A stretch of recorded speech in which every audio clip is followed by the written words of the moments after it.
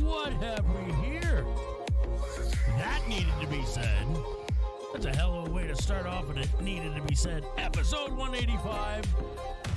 Good to see all you beautiful badass patrons out there. And both chats are lit tonight. I see you patriots are feeling awfully patriotic tonight. Good, I'm glad. Because I got another badass patriot with us. Right here, right now. And you guys are dropping gold bills like crazy. God bless you guys. Thank you for your support. And like I always say, you're not obligated. Nobody's ever obligated to support. But one way to support us is if you're on Rumble, dropping a like, hitting that like. If you're over on Pilled, hit that red pill. And if you're over on X, definitely hit that like and share it out if you can. And I will get to the gold pills here momentarily. But before I do, what up, Feisty? Hey there. Hey, how was your day? Oh my God, it was great. Was it off to a good start? Yeah. It was, huh? All right. We got some things to hash out because I think people woke up a little in a bit of a tizzy today because they heard even the right-leaning media say he lost. Especially the left-wing medias. Well, they're cheering, they're but even giddy. Epic Times, SCOTUS blog, everybody was putting out that Trump lost. And Trump he didn't. Lost, huh? He didn't. I kind of have the feeling that this sets up for the future, no? Yeah. But everything that's happened so far has been setting up for the future. It's creating clarity in codified law. We've seen that in a number of opinions that have come out in the last 2 years. There's clarity in codified law and future administrations, because questions are being answered by SCOTUS that nobody took before SCOTUS before. You see where I'm going? Yes, absolutely. So the clarity was needed because what that does is it prevents malicious prosecutions or malicious intent in litigation in the future. So you're doing a bit of an offensive and a defensive at the same time. But they're like I said, it almost feels like it was supposed to be it was inevitable to get to this point. Let me get you an example. Remember when Sean Spicer was told, "Hey, sue the government, sue the Biden administration from removing you from that board," even though his term was coming to an end. He was Miller told him, "You need to sue." And what was the purpose of that? Because the opinion that came out of the courts was the president can fire whomever he wants. Yep. So when they took him to task for the, all of the reducing the federal workforce, they took him to task over specific boards that Congress got involved in. And what did Trump do? He won those. So because of the opinion that was taken in 2022, it was already set up for what was going to happen in 2025. And I've been seeing this for a while, to be very honest, starting since Chevron especially, but reversing Roe v. Wade was a big deal. That was a big deal. Because it showed that the court is willing to go back and rethink its previous positions. Then Chevron, I think everybody kind of figured based on the orals that Chevron was going to be reversed, but it was sure a sweet victory when it... Yes, it was. Oh my gosh, everyone! That one was one of my favorites because it went after the administrative side of things, which is, law is one of my love languages. It did more than just go after the administrative state. It said that you can't just carte blanche give deference to the administrative state. You got to take each situation individually, independently. So what it does, think about it moving forward, is it will force a legislative review, a congressional research white paper or something to be submitted as an amicus. I mean, it just takes it even further, because if you can't figure out what the law is intending, then you need something from Congress that says what the law is intending. This brings me back to so many instances in my life where I've been confronted with impossible situations or presented with impossible situations that were of no fault of my own. And I've seen it happen to other people too. Been put in like seriously impossible situations where they can't, where their only choice is something that is going to be a detriment to them, with no answer out of it. And this is what kind of got me down this whole, like, you know, the law field, understanding basic law. And law is supposed to be very basic. Fixing my cube, sorry. And tariffs, a tax. Look, taxes are imposed on us. I mean, look at Virginia, for instance. Don't look at Virginia. Don't. Rubbing my nose in it every night doesn't help, Sean. I'm just going to say that. I'm going to move up to Maine. You hear Don't that do knock? that. You won't be doing yourself. You hear that knock? That's me becoming a refugee. Well, I mean, you're always more than welcome. Mi casa, su casa. But it's not. Yeah, but yours is getting to be just as bad as mine. If not worse. So, we are the fourth, how is it put? Most tax burdened. We're the fourth most tax burdened we'll state. be number one here by July 1st. Well, you had a judge that ruled against that. Ruled against the so far. They're going to appeal it, but so far the judge ruled against, again, the gerrymandered map.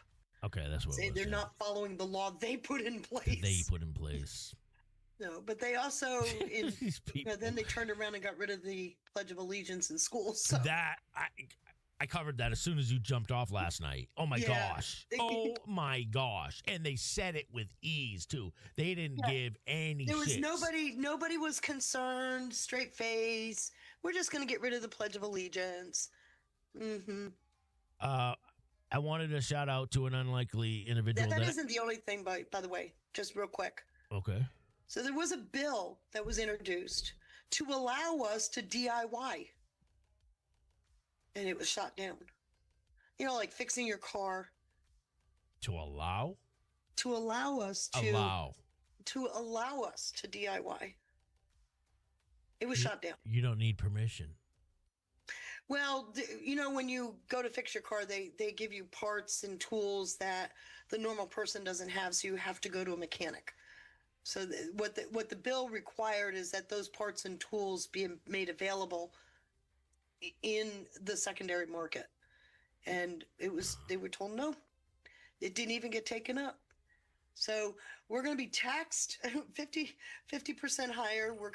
We can't DIY. We are going to be, voting in our right districts, but there's only four Republicans. So I mean, stolen elections have consequences. Yeah. And if I hear one more time, well, that's what you guys voted for. No, I don't ever say that.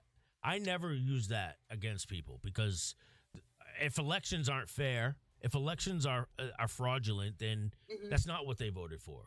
Like Californians, I know more based people out of California than I do any other state. Oh my gosh. Orange County came up the other day, and it was a lib representative out of Orange County. And I was like, wait a minute, I thought Orange County is one of the reddest counties in the country, I thought. So you know that's not a legitimate election. Right. So, but we got a lot to get into tonight, guys. You better do the gold pills. Yeah, there's you guys are dropping some gold pill love. I love it, and good to see everybody over on Pilled. Before I get to Pilled, good to see everybody over on Rumble. We got Jackie Wan, Bobby Toons, God bless, and hey, what's up, Ann Boyer? Always good to see you in the chat as well. Thank you and shout out to Moonshine Mitch, Utah 101. There's S Jones 39. Oh, by the way, shout out. We got a raid from the Outlaw Dogs, I think. Where is it here? I know it's here somewhere.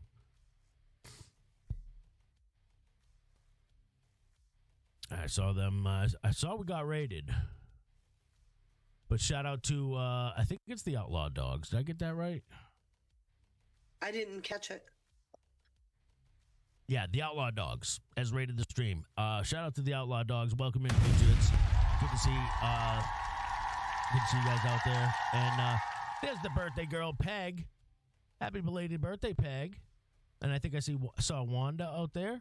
Also a belated birthday. What's up, JJ? Sean, I posted and tagged you on Pilled. I will check that out.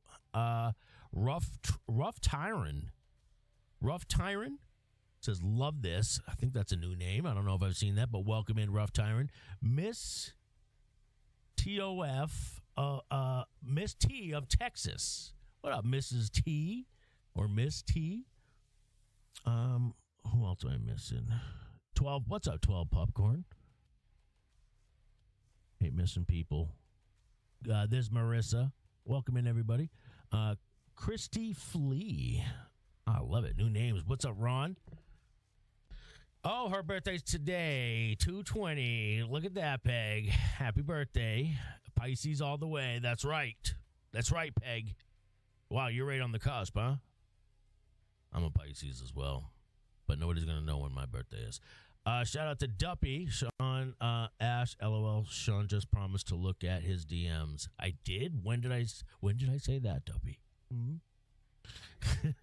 Hey, what's up? He's not even in here 10 minutes and he's causing trouble. And he's trolling me already. I know, right? I know. You see the shit that I have to put up with Duppy?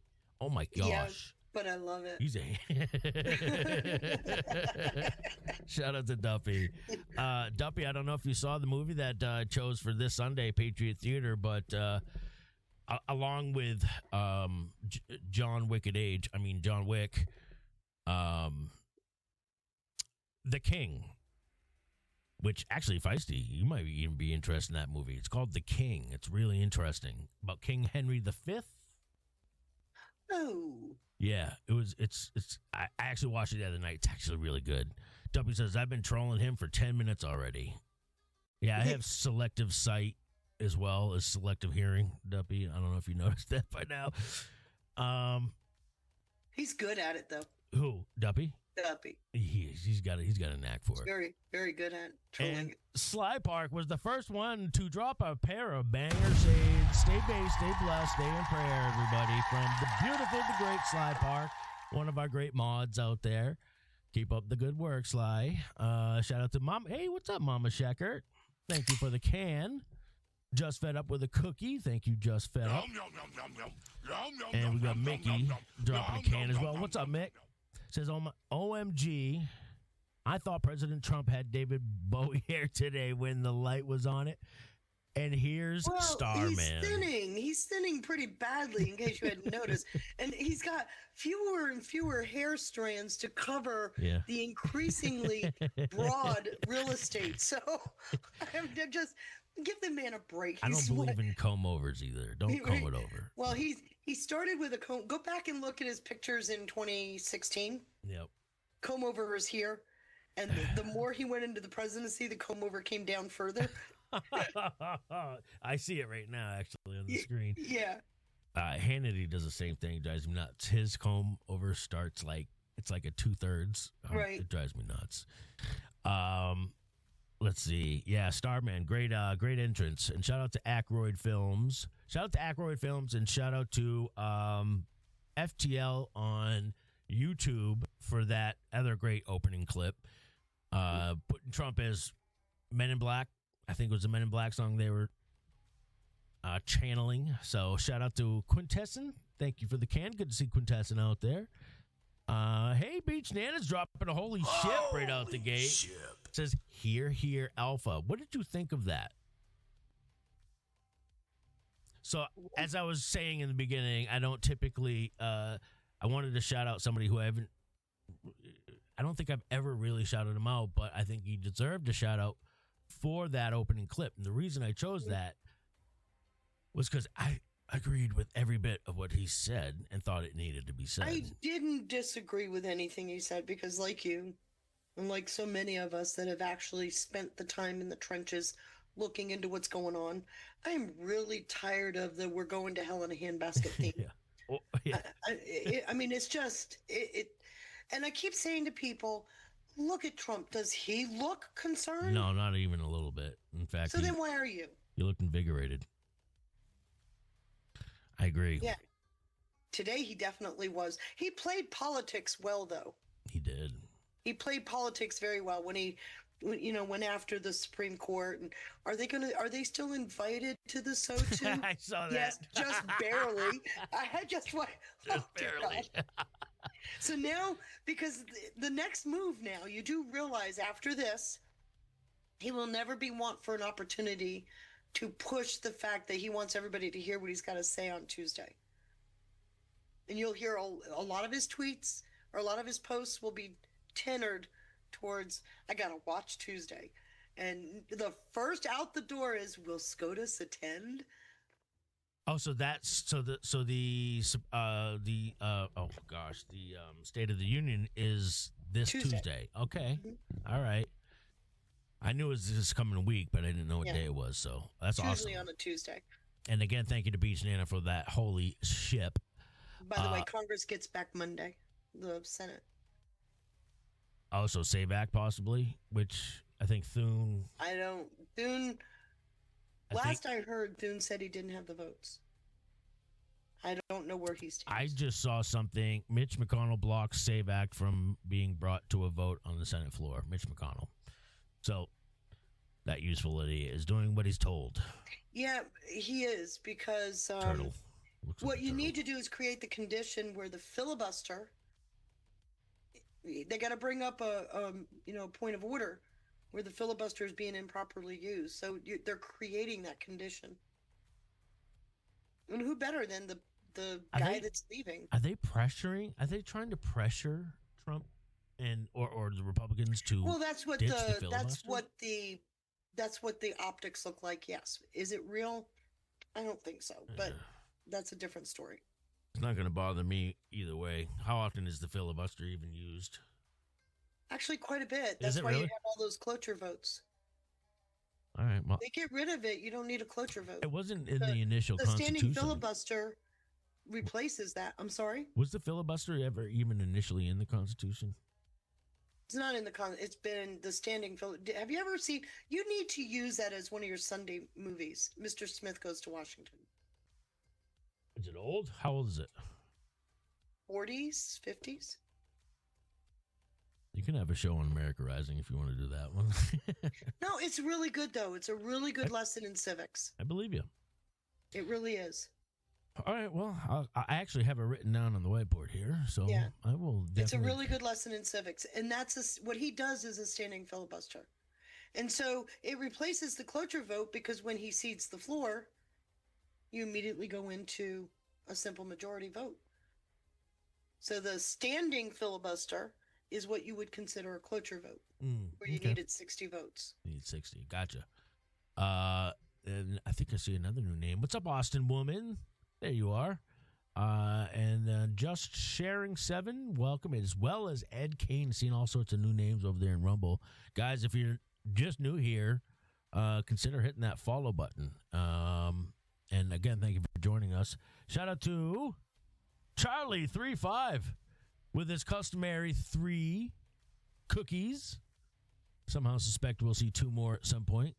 Shout out to Charlie. Always good to see you, brother. Shout out to our vets as well. General Buford, 117 gold pills from General Buford. What's up, brother?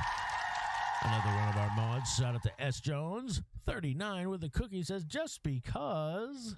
God bless you, S. Jones. S. Jones has settled in here nicely. I remember, S. Jones, you came in, I think you came into the Rumble chat a couple months ago, and boy, you've settled right in. And she's very active. Now, yes, very active. I think even streaming on her own, and has essentially become a part of this ARM fam. And She's then, streaming on her own. Maybe I should talk to her. yeah, talk to S. Jones 30. Oh, yeah. I am Becky. struggling with the streaming thing. I do better when I'm collaborative. Yeah. Doing my own stream is just kicking my butt. I'll tell you, you crushed it with Mayor Bear. And what was his name, Bill? Eddie. Eddie. I know that. You guys actually crushed it. And thank you, by the way, for covering. You guys crushed that. That was awesome. That was a good show that night. Yep. So, yeah. And I love how it ended with my bang. Yeah, I knew you could do it. Good to see. And there's Dylan, 1954, with 117 gold pills. Thank you, guys. You guys are crushing it right out the gate. So, For what it's worth, I agree. There's no movie that Jimmy Stewart's in that's not good. oh, you're a big Jimmy Stewart fan, huh? I love Jimmy Stewart. He's fantastic. And he's the Mr. Smith in Mr. Smith Goes to Washington. He's very good. Ash says with a cookie. Ash, take that back now. Ash, how dare you? How dare you, Ash? Oh, hold on a second. How dare you? How dare you ruin our futures? She says, welcome Q Cat for Truth, a.k.a. Katita to Pilled. Oh, look at that, Katita. Hey. S. Jones says, hey, S. Jones even says, anytime. Yeah, we got to get See together. that? And again, shout out to Katita, also known as Q Cat for Truth. I'm just going to call her Cat. Pinata set a mighty high bar for you streamers yesterday, Duppy says. Why is that, Duppy? Pray tell. What did Pinata talk about? Pinata. Pinata. What did Pinata talk about? Pray tell. All right, so like I said, Mitch McConnell blocks the Epstein stuff. Okay. blocks the Save Act from being brought to a vote on the Senate floor. Also, just in, Trump hits back at the Supreme Court with executive order imposing 10% tariffs on all countries. Okay, he's done it before, but I'll explain it. Slams SCOTUS justices and vows to bring in even more money, quote, even more money than we were taking in before. Oh, we will. And then he says, Where do you see? And then he says, you're going to find out. Trump drops ominous warning after a reporter presses him for evidence of foreign influence over SCOTUS tariff ruling. So I know that the question was asked, yeah, I think, to see that conspiracy narrative. yeah. I'm going to tell you right now, when you read, it's 170 pages long. And I'm going to tell you, if you go to, don't read the opinion, you already know what it says. Go to Gorsuch, who's in a concurrent opinion. Go to Kavanaugh. Can you let everybody know, those who aren't savvy, what a concurrent opinion is? Concurring means that the justice writing that opinion agrees with the court, but has something to say. And to which Gorsuch took. So he agrees with the final ruling. He agrees with the overall opinion that IEEPA wasn't the right avenue to use. But he had more to say.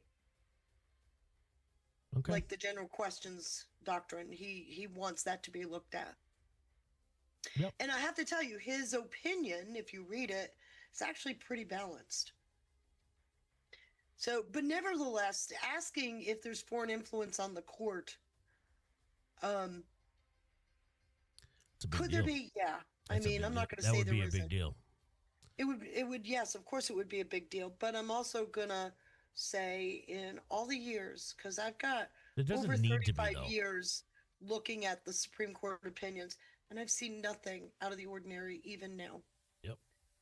Nothing. If you're being truly, I've done this too. Mm-hmm. Because I've used Supreme Court rulings in cases that's mm-hmm. how you approach every case. Right. Any case you use Supreme Court rulings for your defense, no matter what, or prosecution. If the Supreme Court denies certiorari, yep, then I'll use the district court opinion. Right, yeah, because there's a lot of cases that don't get up to SCOTUS because they deny the cert. So, but when I looked into Supreme Court rulings, and they really all, I thought when I first got into it that I'd have it take issue with some of them, but really when I got into the crux of them, wow, they actually all do are They're pretty rational. they're actually reasoned. Yep. You don't have to agree with the opinion. Yep. I mean, even Ruth Bader Ginsburg didn't agree with most of her opinions, but when you read them, you understood where she was coming from. Well, and to your point earlier, where you said about Roe v. Wade, don't think that they're always settled either. They'll bring them back up again, and even if a lunatic leftist rules wild on a case, most chances are that it can be reversed in the future. Then there's the damage it can cause in the meantime. Which always sucks. Well, but that's what I'm saying. If you read, don't worry about the opinion, because you know what it's going to say. But if you go to Gorsuch, who's a concurring opinion with a whole lot to say, his and Kavanaugh's opinions give you a very balanced understanding of what was before the court. All right, well, Kavanaugh's stepping up. What the hell is going on with Jasmine Hoodrat Crockett? I was just... Hold on. Are we about to welcome her into the Republican Party at some point here? Is that in the cards in the near future, Feisty? Well, we got Fetterman.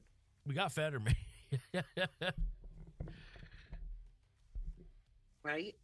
So, I don't know. It looks like, but at the end of the day, is it all show too? Because, well, I don't think it is, because for anyone out there who doesn't know, I think it was 2 days ago, 2 nights ago, Colbert made a complaint that CBS stopped them from having her opponent in the primary, her Democrat opponent.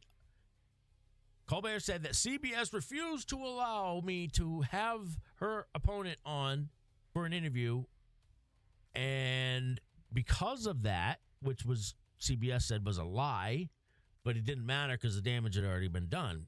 Because on YouTube, it garnered millions of views and clicks, which ended up So resulting Colbert was in, looking for sympathy points, is what you're saying.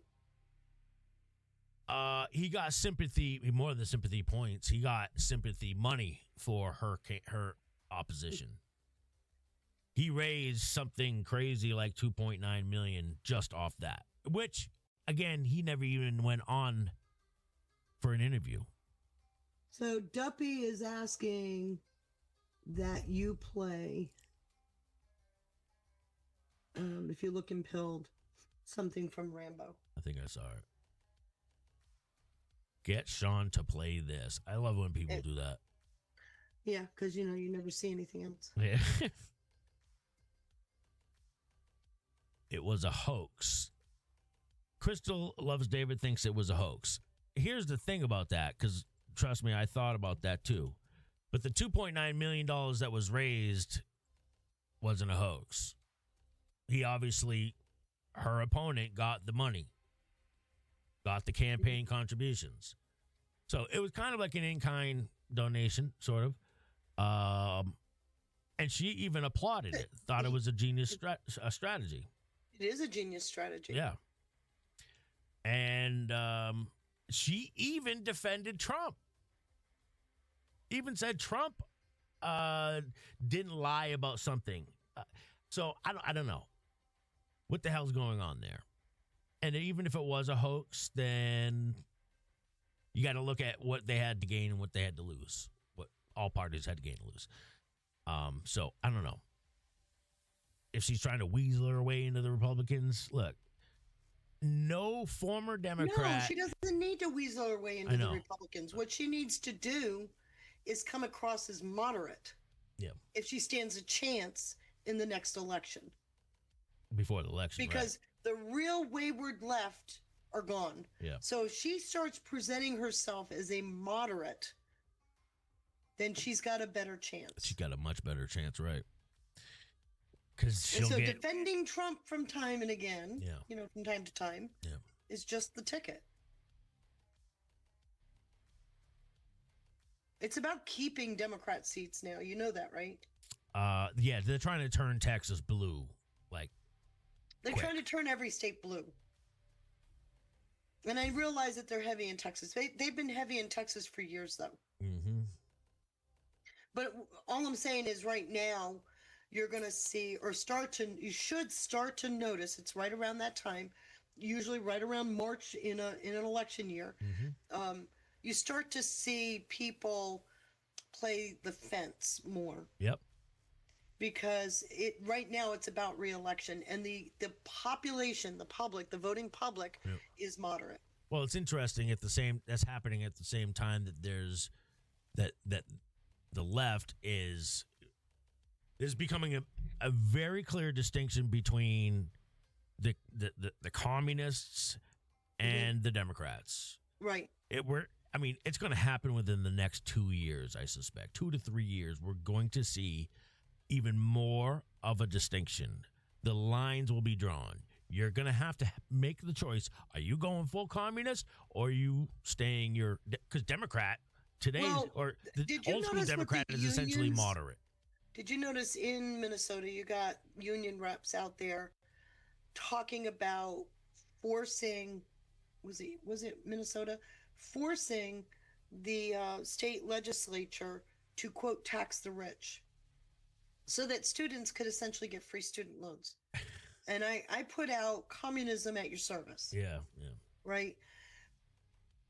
And I think it's incumbent upon us to spread that kind of stuff around.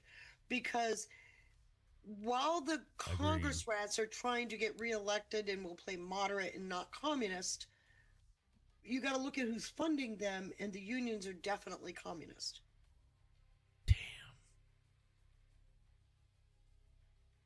I mean, we're talking the teachers' unions. Come on. Was there a question? I just can't. Everything now is going to be politics 24/7.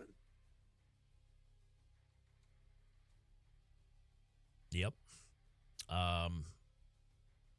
Also, it was all a setup. FBI internal emails reveal Biden White House coordinated with DOJ on the Mar-a-Lago raid. Has now been confirmed. As if we needed the confirmation. Dumbass question. You remember the pictures? What, of the raid? Yes, of course. Yeah. Remember that box with the Time magazines in it? Yes. Okay, do you remember what the first magazine was?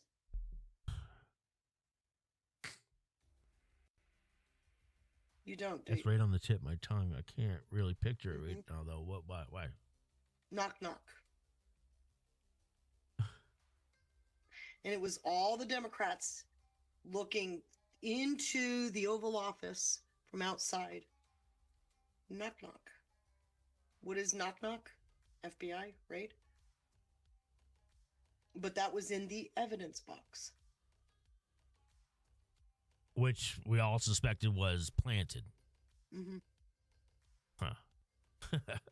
So explain why a Time magazine needs to be in an evidence box. That was a message. That was a message. Of course it was coordinated. Oh, boy. Apparently Trump nuked, speaking of Gorsuch, just in, Trump nukes Neil Gorsuch and Amy Coney Barrett following tariff ruling.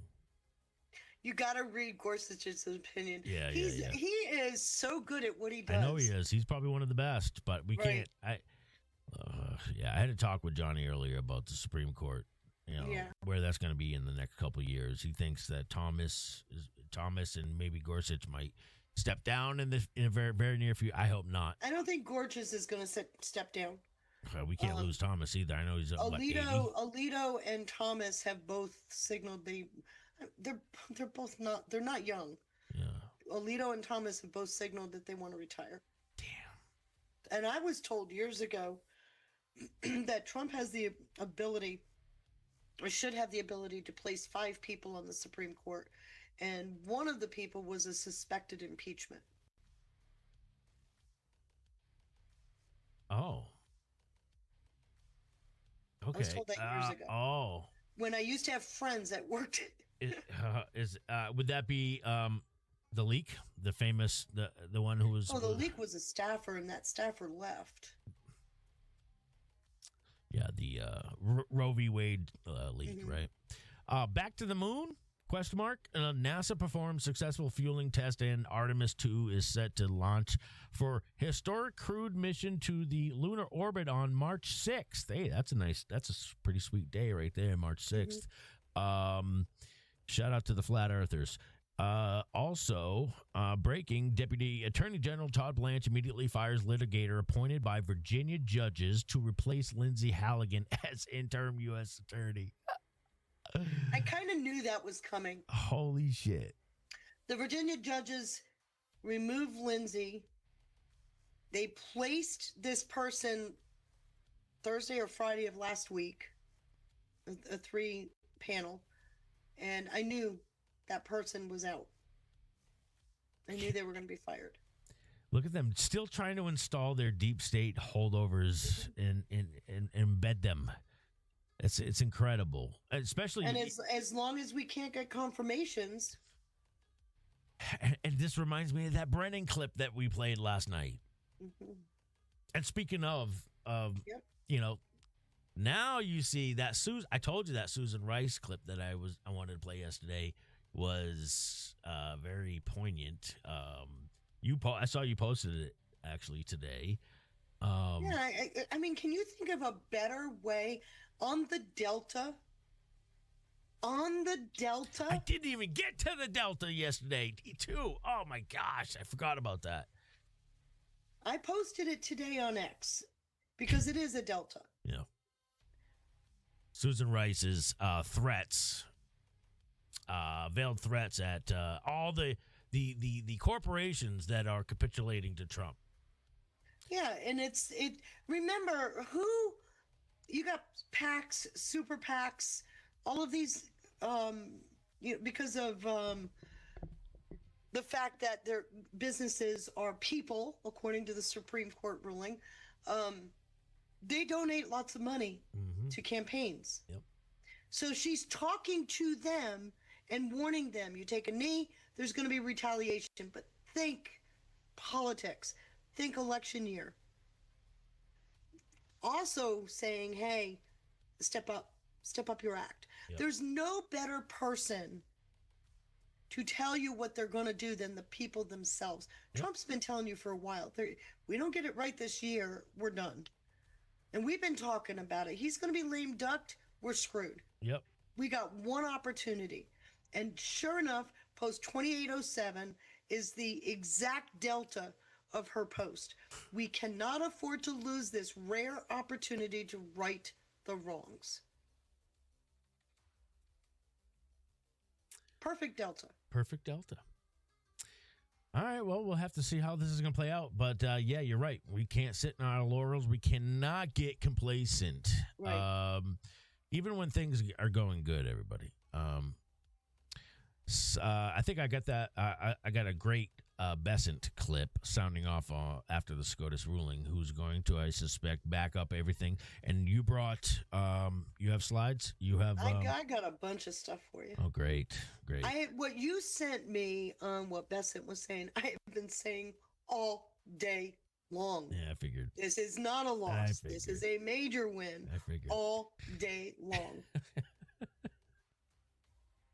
Speaking, so even Laura Ingraham tonight, with a couple guests, talked about Susan Rice's warning to corporations. Mm-hmm. I think it's really actually. Remember who Susan Rice is? The book it's an ugly Susan dude. Rice. It's one ugly dude. Whether she is or not, I don't give a rip. I don't exactly belong on the face of Vogue either, so you're not going to hear anything from me. She's the by the book person, remember? Sent herself the email after Trump was sworn in.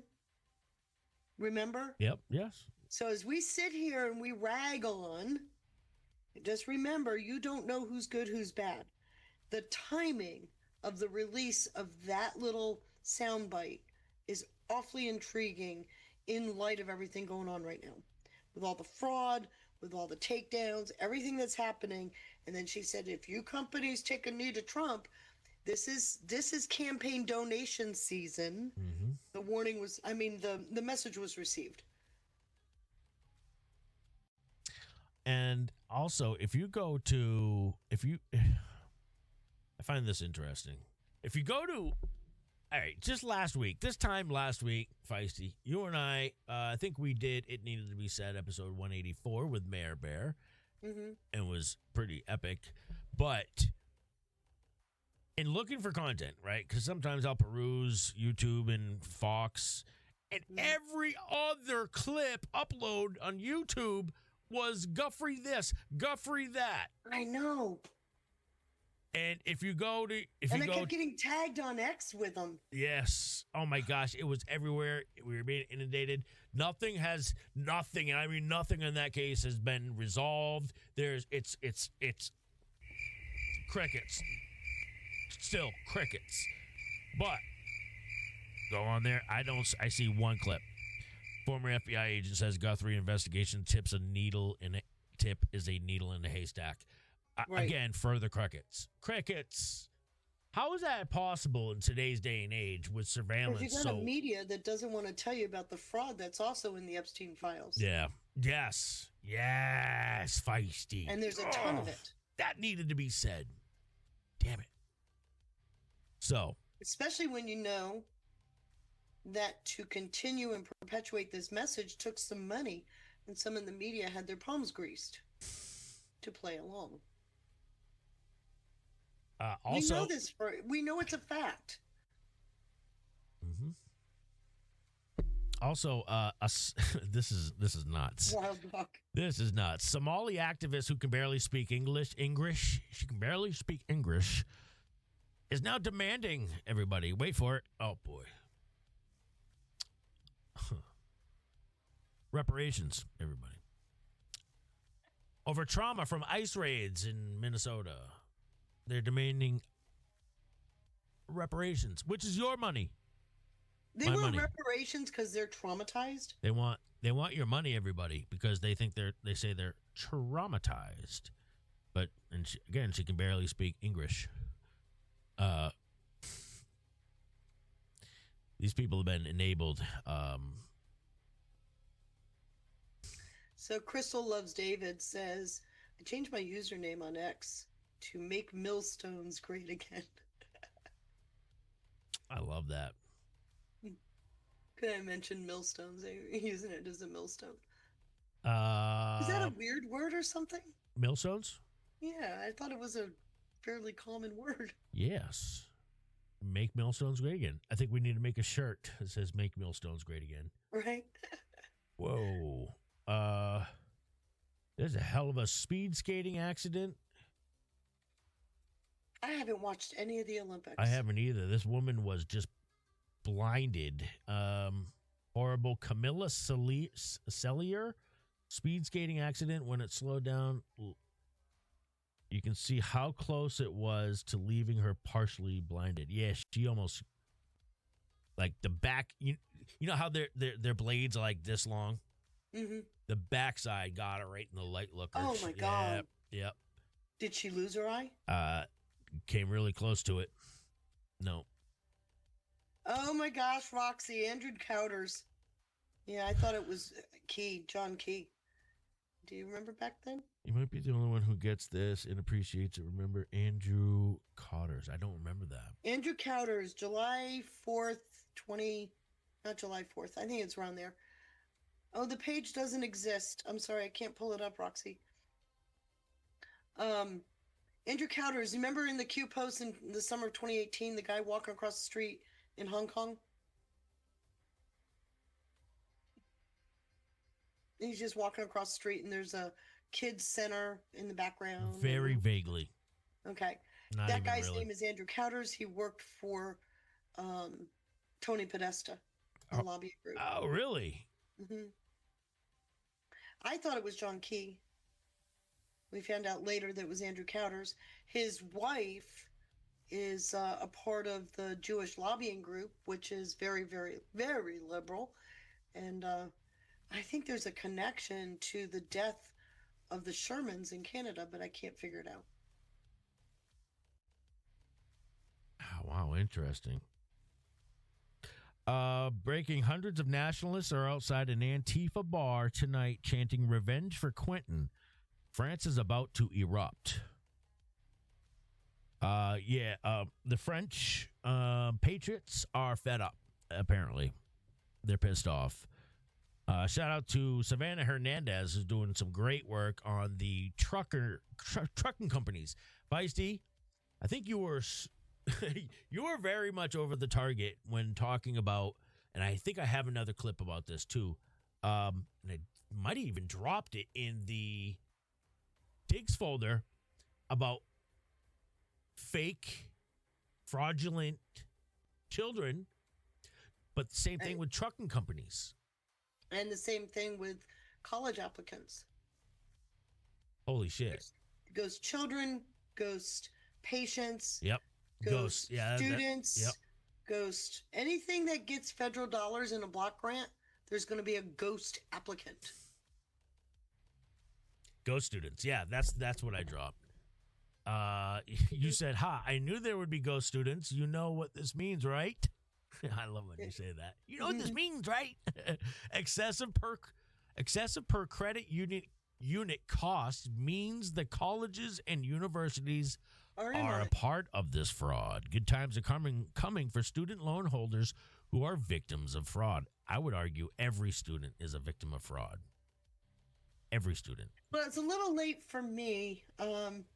My student loan numbers are way down.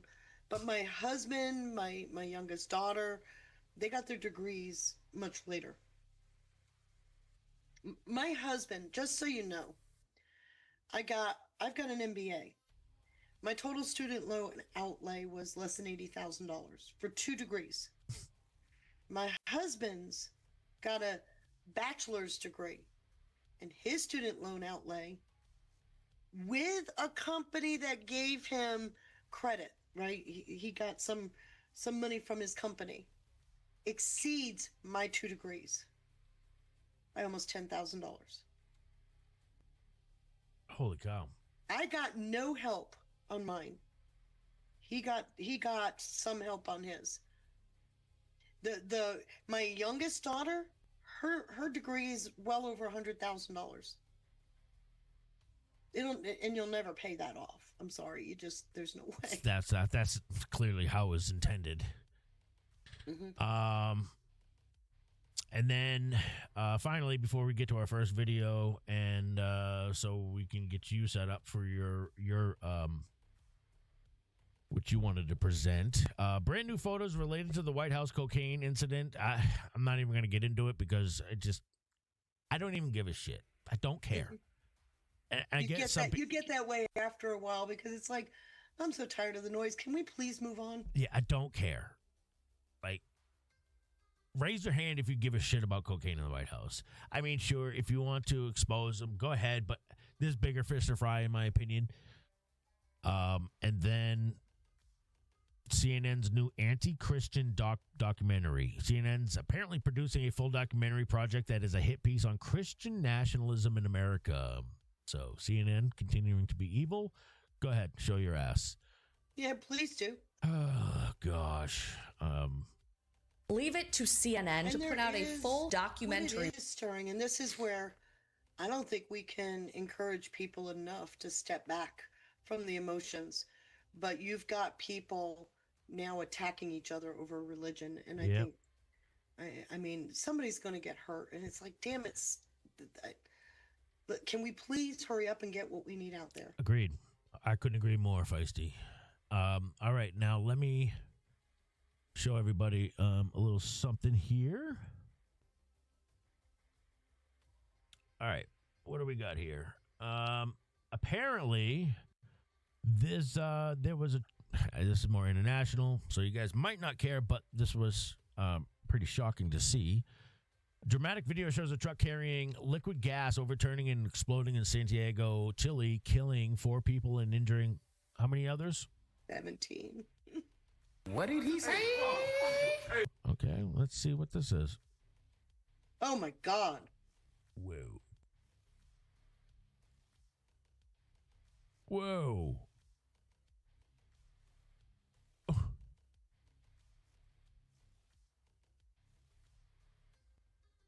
Oh my gosh.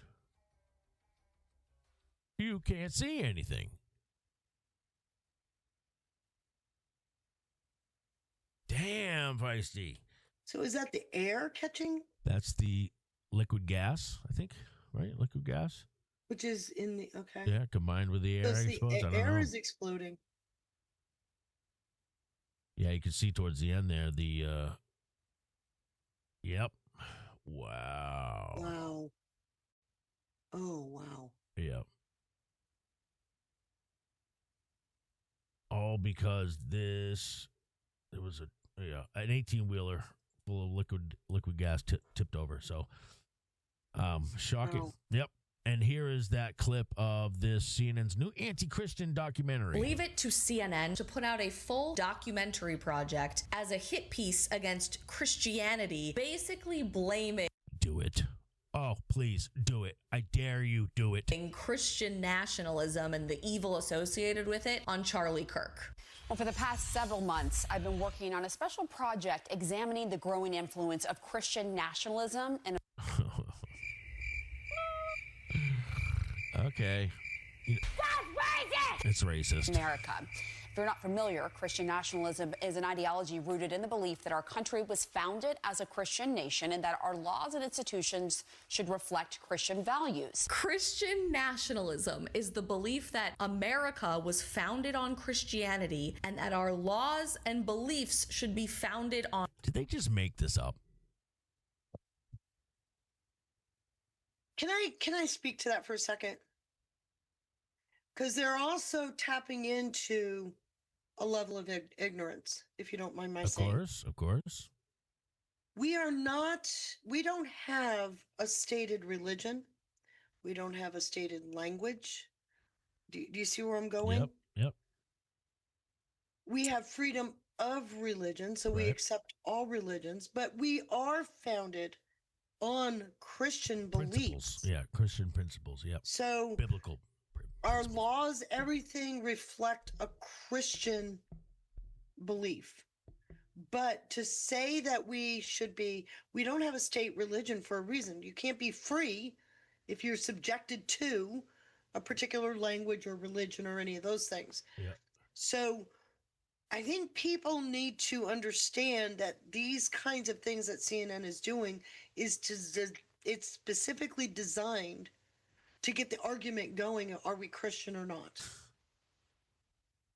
And then it's easy, once you get divided on those lines, then it's easy to pit you against each other. So The Christians against the Hindus, the Christians against the Muslims. And what are they creating? These are your religious beliefs are foundational beliefs. So it gets to the core of who you are. It's the easiest, most effective, divisive technique they've got. yeah, they want you divided. Divided by religion, divided by race, divided by sex, divided by political affiliation, divided by class. This is why I make it a point, Feisty, all the time on here. Look, as long as you out there in the chat listening right now, and I'm going to say this, and I've said this time and time again ever since I began doing this, I don't care about your persuasion. I don't care about your hypothesis. I'm not saying that I don't care about it. What I'm saying is if you desire the same outcome, the same or similar outcome as we desire, then you're on my team. Then you're okay in my book, and you're more than welcome here. This is why we have America Rising, because it's not just a collection of shows that only sees things one way.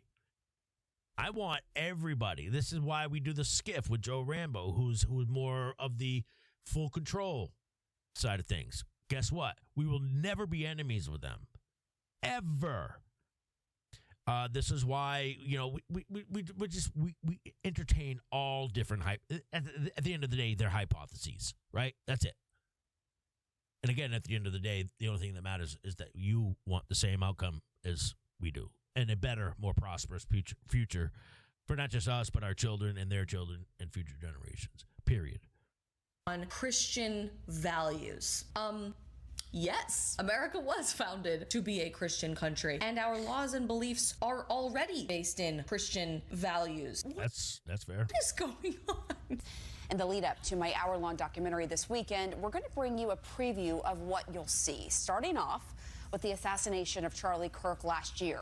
Experts say it was a pivotal moment for the movement and an occasion where the tragedy of his loss unified Feisty's getting a headache already. Christian nationalists and the Trump administration as they honored him.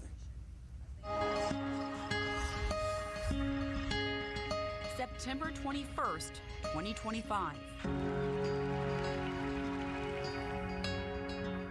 America is a nation in grief, a nation in shock, and a nation in mourning. Charles James Kirk was heinously murdered.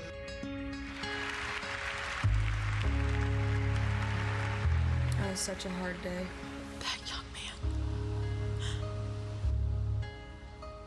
I forgive him.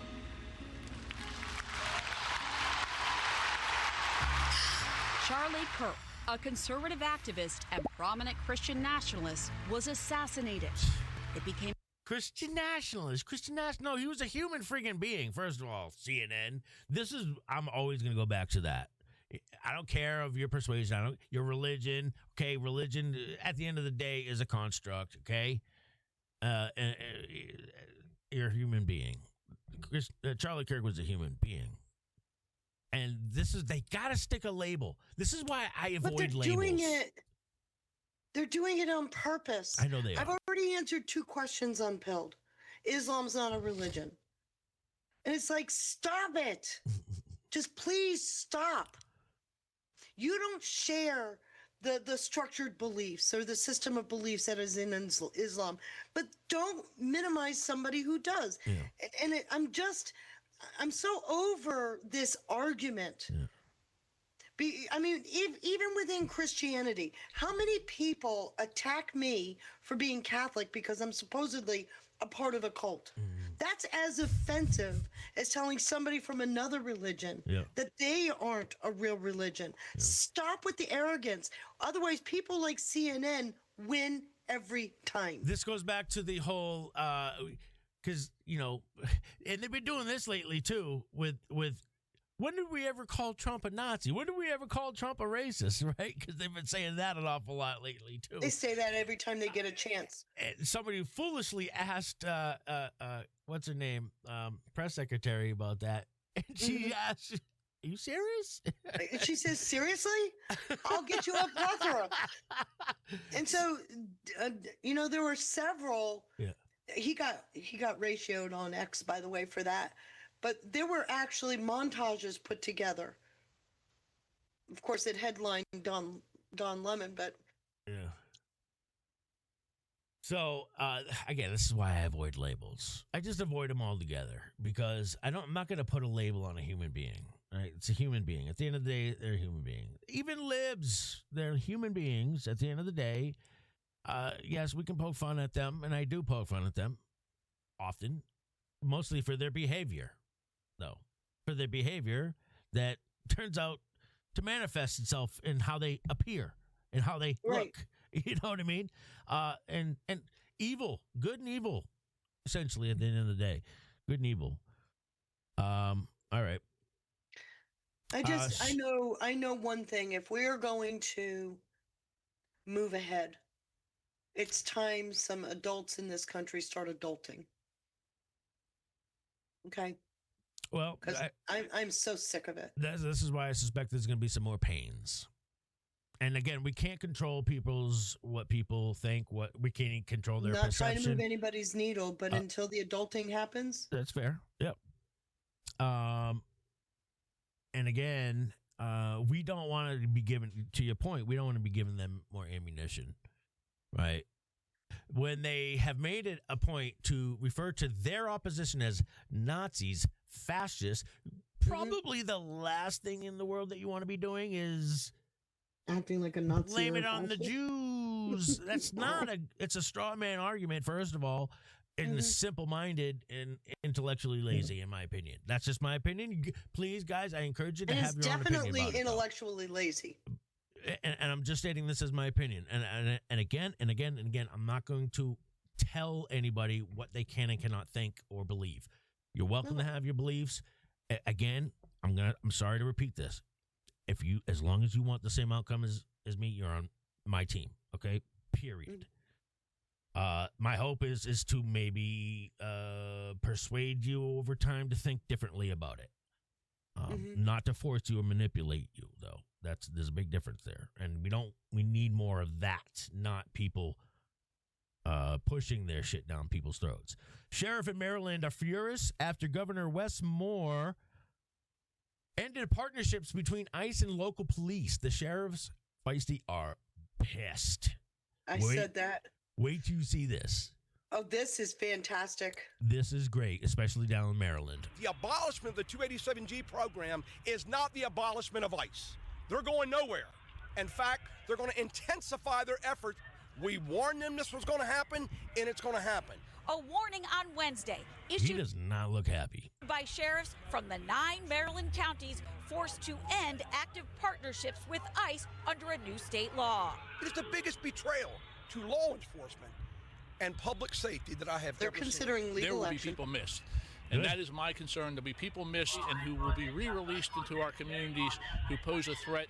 The legislation, signed by the governor Tuesday, abolishes 287G agreements with ICE. Mark my word, you will see a dramatic increase in the presence of ICE in this state. The Carroll County Sheriff told us that he The abolishment of the 287G program. And they should, too, because of it. Maybe that's what their intent. You're muted. And this is on the heels of the sewage spill debacle. Oh, yeah, I haven't even covered that. That's right. So Trump's now speaking out about that. Well, he needs to, but he's also playing a bit of politics with it, just so you know.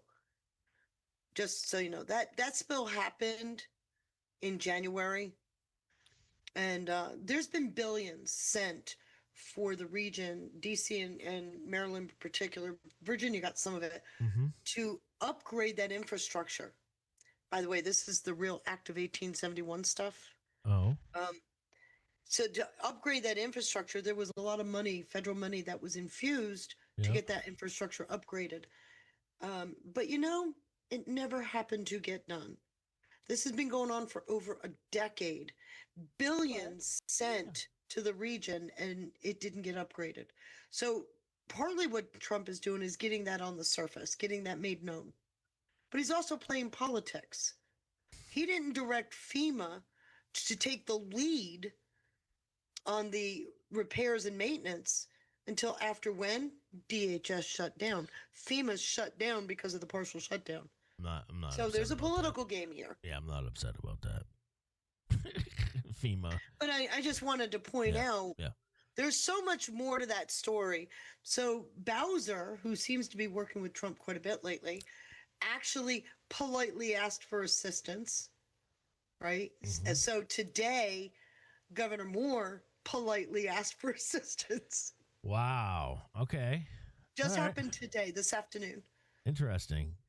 All right, so I'm going to set you up. I'm going to I think this Waters clip is going to set you up. Oh my God. President Trump says he's already... No, you're kidding me. If it's Duppy, don't listen to him. Is it Duppy? No. Oh. Where is it? I'm trying to find it. Duppy, he can tend to get you sometimes with those.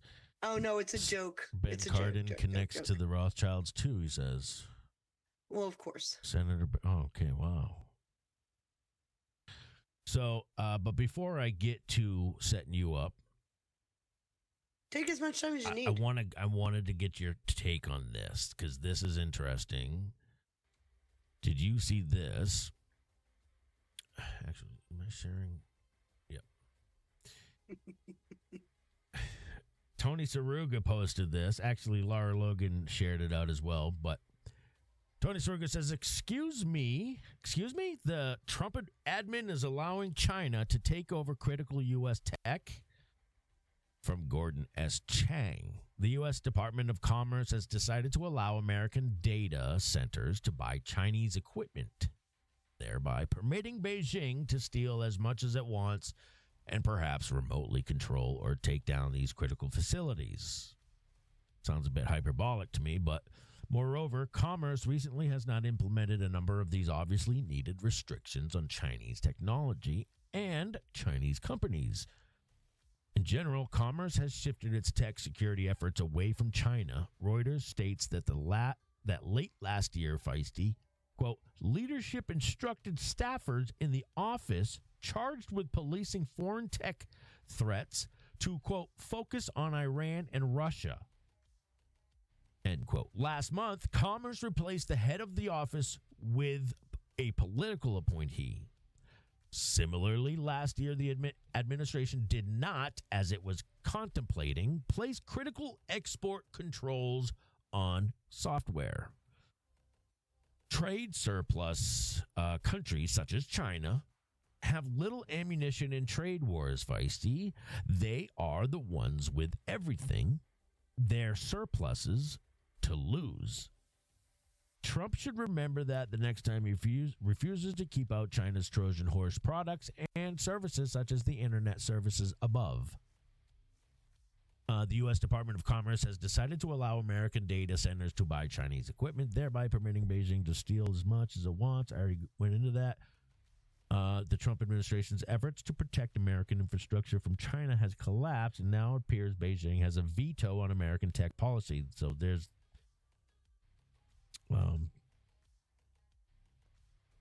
this link here. Gatestone Institute. Trump is allowing China to take over critical. What do you think? Do you know anything about this? I'm looking at it now. So this might need a little bit more time to dig into. It's a revision of export policy. It went into the federal rules. So I'm trying to pull it up. The U.S. Department of Commerce, okay, I already did that. On February 12th, Reuters reported that Trump administration has shelved a number of key tech security measures aimed at Beijing. That shelved it. Maybe there's a good reason. Maybe there's a reason, a fair reason. What they did when reviewing the rules, they went from a presumption of denial to a case-by-case review. So there is the opportunity for these trades to happen. Okay. That's what's got it. So the proposed rule itself, I'm surprised it's taking this long to get in here because it looks like comment period just opened up on it. They say there's no secret why this is happening. Trump does not want to rile Chinese leader Xi Jinping before his. They're saying it's ahead of the summit. Yeah, I don't believe that either. But the rule was a part of the Secretary of Commerce was told to be looking at these rules back in January. So, I don't think. Why doesn't the name Matt Pottinger sound familiar? Do you know who that is? Pottinger? Yeah. That does sound familiar. Yeah, I heard that name recently, actually. I don't know. At a moment when we are desperately trying to remove ourselves from Beijing's leverage over rare earth supply chains, it is ironic that we're actually letting Beijing acquire new areas of leverage over the U.S. economy in telecoms, infrastructure, and data centers, and AI and EVs, said Matt Pottinger, Deputy National Security Advisor during Trump's first term. That name is so familiar. It is, right?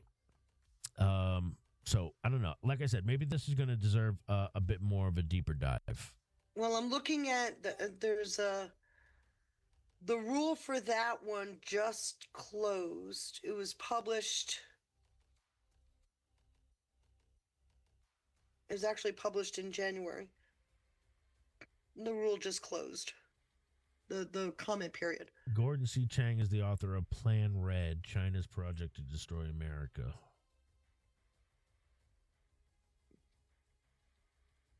Well, anyways.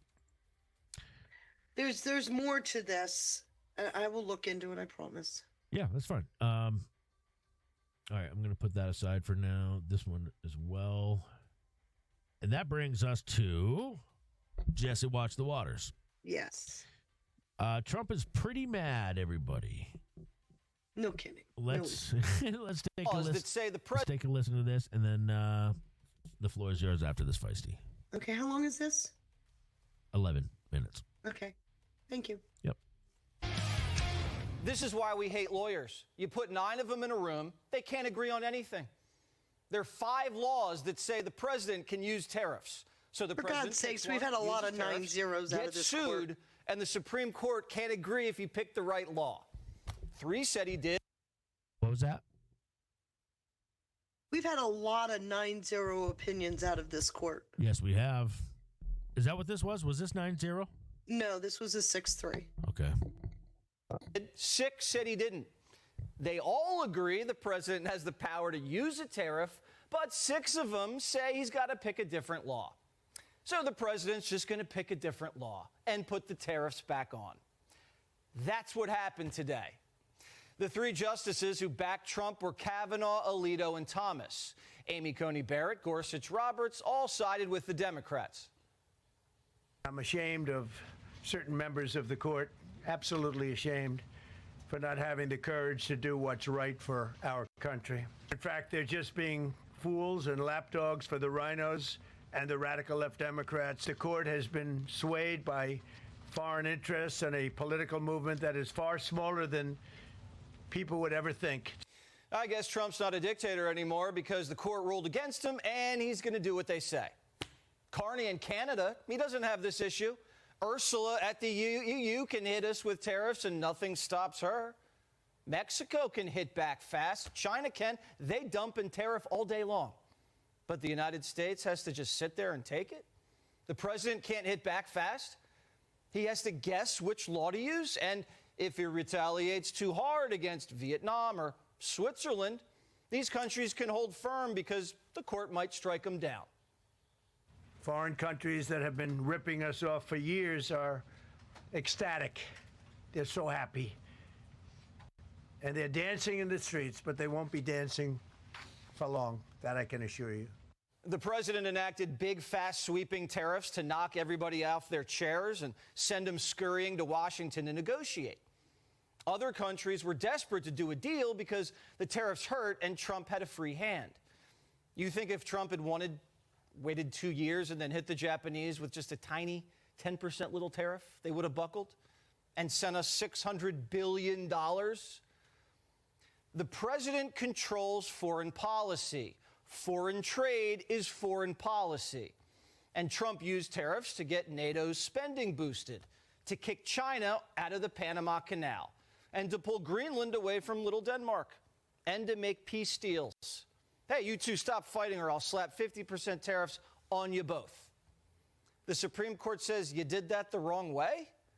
You got to do it this way instead?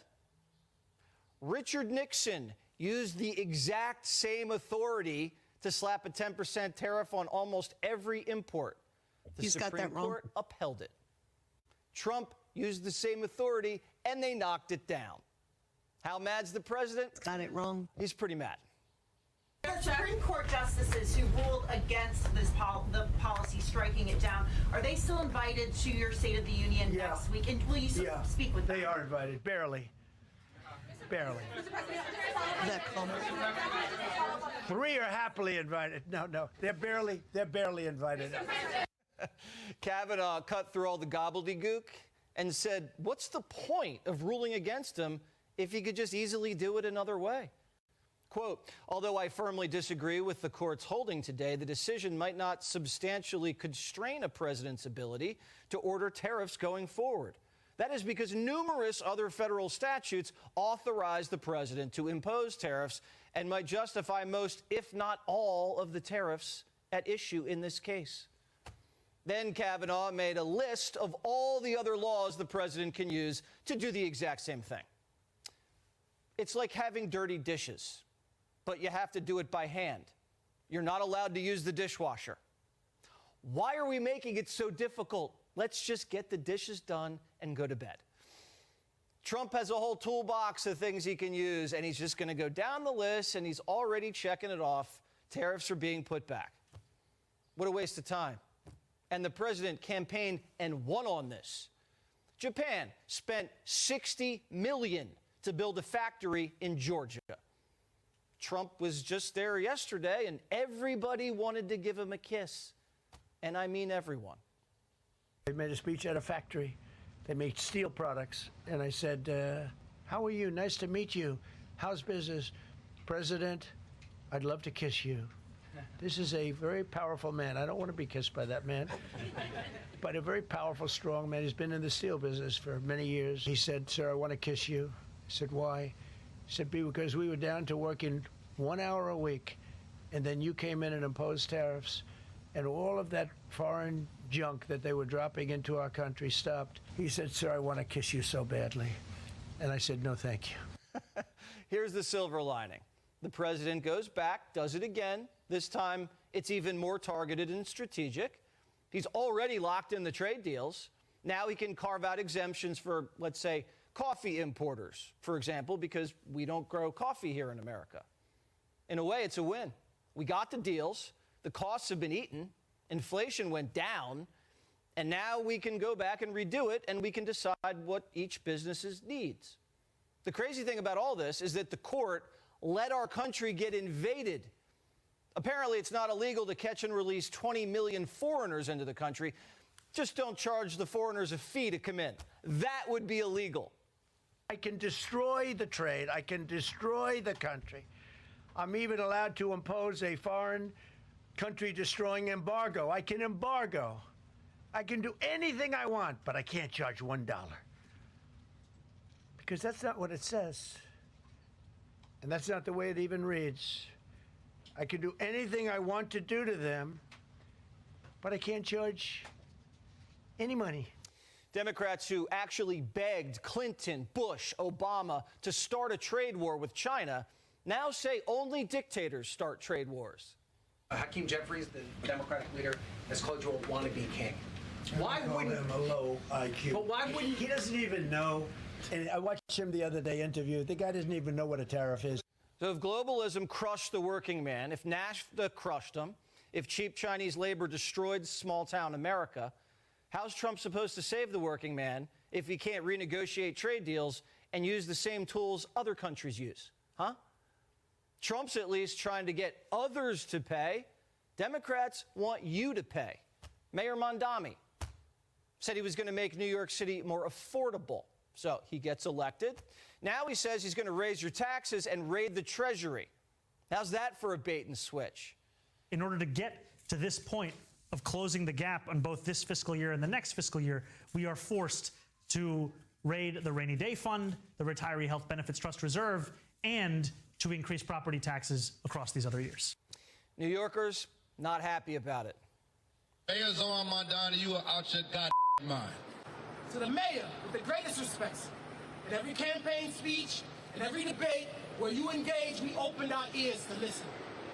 Now today, accept the words echoing from us now. Do your job as mayor and leave our taxes out.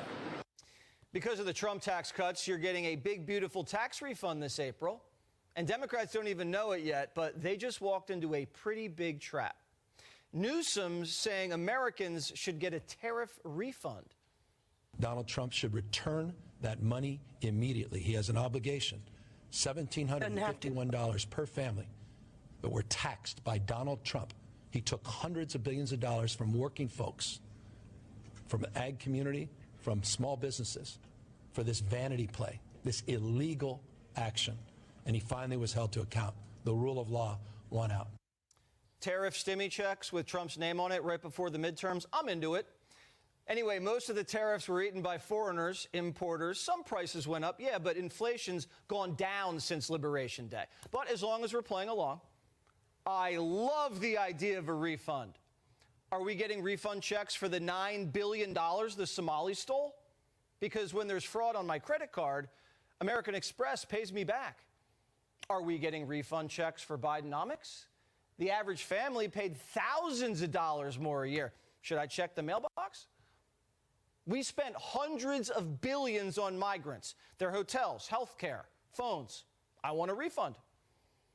Are California taxpayers going to get the $24 billion back that Gavin spent on the homeless? Do California taxpayers get the $16 billion back from the train to nowhere that Gavin never built? That rail CEO, he just got arrested for battery. There's investigation pending, and what's not pending is progress, and we continue to make progress laying the rail. Newsom thinks he's leading the charge on refunds, all right? He's not even leading Mayor Pete. A new poll in New Hampshire has Buttigieg beating AOC, Newsom, and Harris. Mayor Pete, who Kamala said was too gay to run with, is now running away with it. I'm a big believer in going everywhere, both across the media landscape and geographically. There are so many places. Some are well-known places on the political map. Some are a little bit off the beaten path. All of them deserve attention at a moment like this. I'm going to continue to go wherever I think I can be useful. Newsom's already on his knees, begging the South Carolina kingmaker for favors. Try to understand. I love the meeting John Lewis, meeting Martin Luther King. You're contemporary of all these folks. Yeah, Jesse Jackson, all these folks. Yeah. I mean, were they? For someone like me sitting back, I mean, we think of these people in obviously and appropriately reverential terms as we do you, but as a living. Why are you gay? Testament to that. Yeah, Newsom's lost control. Blacks hate him, so he's kissing Clyburn's ring, and he needs Silicon Valley money to win. So he sided with China in the trade war. Remember he cleaned up San Francisco for Xi? Not for us, for Xi. Chinese knee pads, he's in a lot of trouble. And once these donors send him all this cash and he loses, they're going to want a refund. Click here. Feisty, any thoughts? You muted. I have a ton of thoughts. Okay. First of all, he was wrong on several points, and I want to go through that today. And you'll understand it. So for everybody, sit back, because I'm going to play professor, because that's all I know how to do. I'm going to play student. All right, great. You play student. Ask the questions, please. Yep. But there is a lot to unpack in that Supreme Court opinion and the avenues Trump has to go. Okay. So I'm going to just share my screen so that you can see what I'm talking about. There's no sound. It's just slides. Screen 3. So right in front of you, what you should be seeing is the Gorsuch opinion, correct? Yep. Okay. I am encouraging people to read this because you're going to enjoy his dry humor and his slights to people on the bench. Okay? He does a good job. And he's even keeled. He goes after both sides, just so you know. He concurs with the opinion because the law itself under IEEPA does not grant broad authorities. Can you explain for folks what IEEPA is? IEEPA is the international, you see it's right here. It's the International Energy, oh, come on. I got to get the right. So how many different kinds, so there are different methods of imposing tariffs, taxes, a tax, an international tax, and that's right? what I've got for you today. Okay. Okay. So the International Emergency Economics Act, Yep. Powers Act, Yep. it's done in conjunction with the national emergency, which we know has been declared Yep. and extended in August, as a matter of fact. But the law itself needs to be used in conjunction with Congress. At least that's the opinion today. So Trump, in their view, overstepped on this particular law. Okay. And it comes down to the major questions doctrine, just so you know. Okay. So what he does here is he says, whatever else might be said about Congress's work in IEEPA, it did not clearly surrender to the president the sweeping tariff power it seeks to yield. So it's clearing up Congress's law, the law that Congress created. It's clarifying something. So look at IEEPA, which was passed in 1977. What else happened in 1977? We seeded a deep state with the SES law. Oh. Okay. That's where we got the SES Senior in. Executive Services. The permanent administrative class, the permanent, the deep state. Okay. So this is from 1977, and it was written broadly enough, which, and I agree with Gorsuch. He says this later on in his opinion. You can't expect Congress to pass a law, to pass a bill into law that covers everything, right? No matter how hard you try to plan for contingencies, you're not going to get everything. Yeah. But when there are these gaping holes, the Chevron deference says we need to look at that independently, which is what they did in this particular law. Who filed this lawsuit in the first place? It was filed. Let me guess. Eisen. Hold on, I'm on what page am I on? Elias Eisen, I suspect. It was filed by. I bet you anything it's. I'm looking. I forgot. I bet you anything Petitioners, it's Eisen. Learning Resources and respondents in the VOS selections filed suit. So I'm going to go back down to 32. Learning Resources and respondents in VOS. All right, this one I'm going to look Yeah. at. So in this one, he said, I got to go back up. He comes down and he then goes after, and this is why you'll enjoy it, because he kind of takes slights at both sides. He actually talks about the left-leaning side of the court is picking and choosing when these broad authorities can be applied. They totally agreed that the broad authorities could be applied in the rent moratorium, for example, or the student loan forgiveness stuff. But their TDS prevents them from applying these broad authorities in President Trump's case. So he's recognizing that this is a political problem, okay? And that bias on the court can be leveraged in this political problem. They're people. They have their opinions. Yep. And TDS is on the court as well, and some of the members. Yep. But what they raised about the major questions doctrine and the issue within IEEPA, he considered a valid set of questions. So like I said to everybody, let me explain how this works. In November, we had oral arguments. The Friday after those oral arguments, they have what they call conference, okay? And in conference, that very first Friday, is they take a simple majority vote. Yep. Who agrees, who doesn't. Yep. The majority, the most senior justice, typically the most senior justice in the majority will begin to write the opinion. They write the opinion. It gets circulated through the court again. So John Roberts. Well, today it was. It gets circulated through the court again, and then they will hold another conference to look at that opinion that was drafted. It is not uncommon for the majority to lose their majority and the minority pick it up. Okay. That happens quite often, Okay. which is where I think the dissenting opinions come in.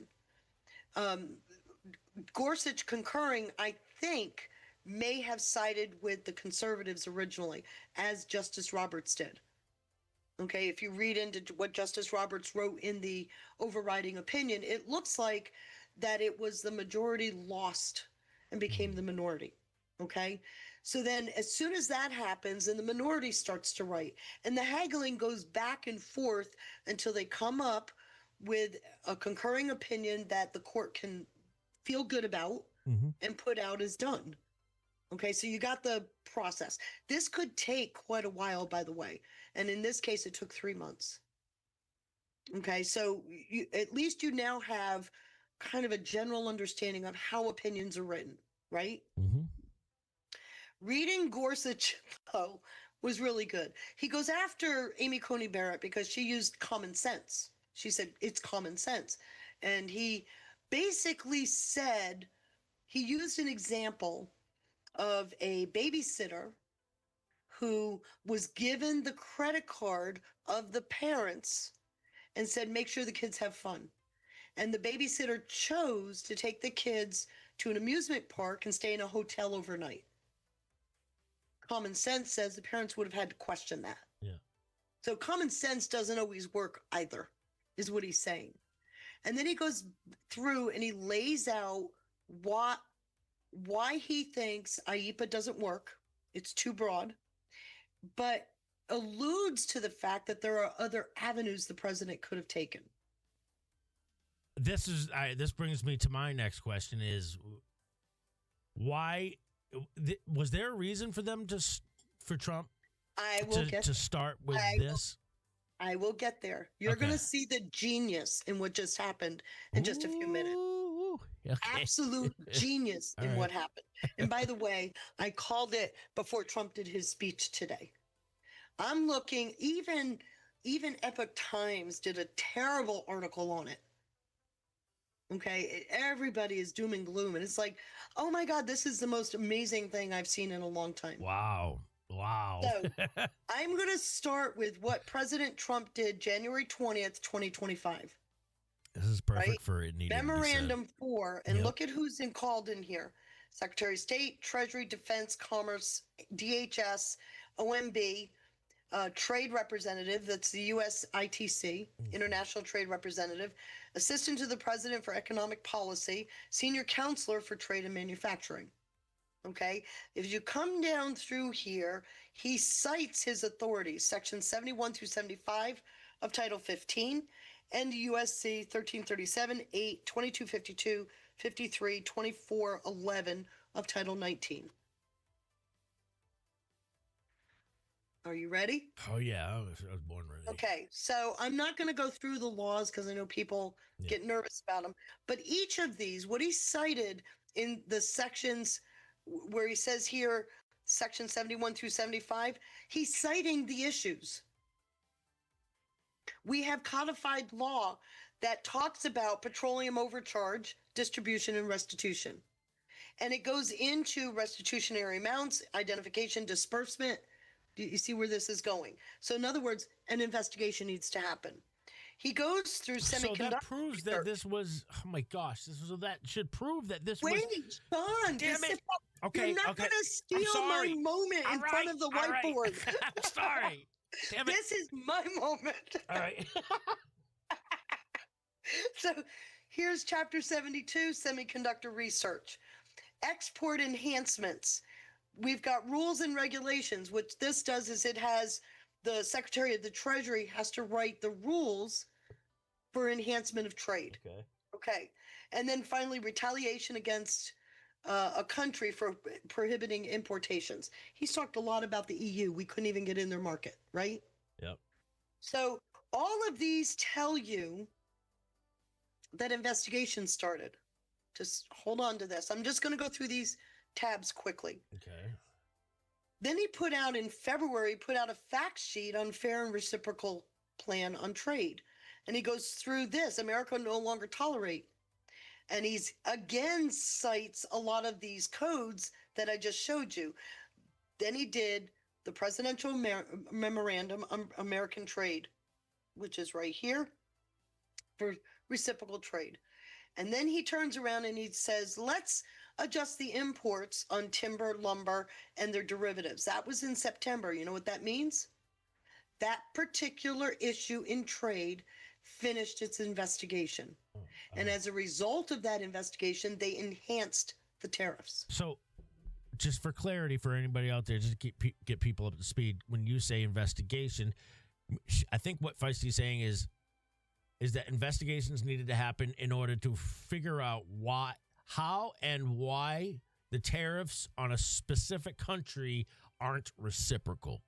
On a specific country or on a specific product. Okay. There's two ways to look at this. Right.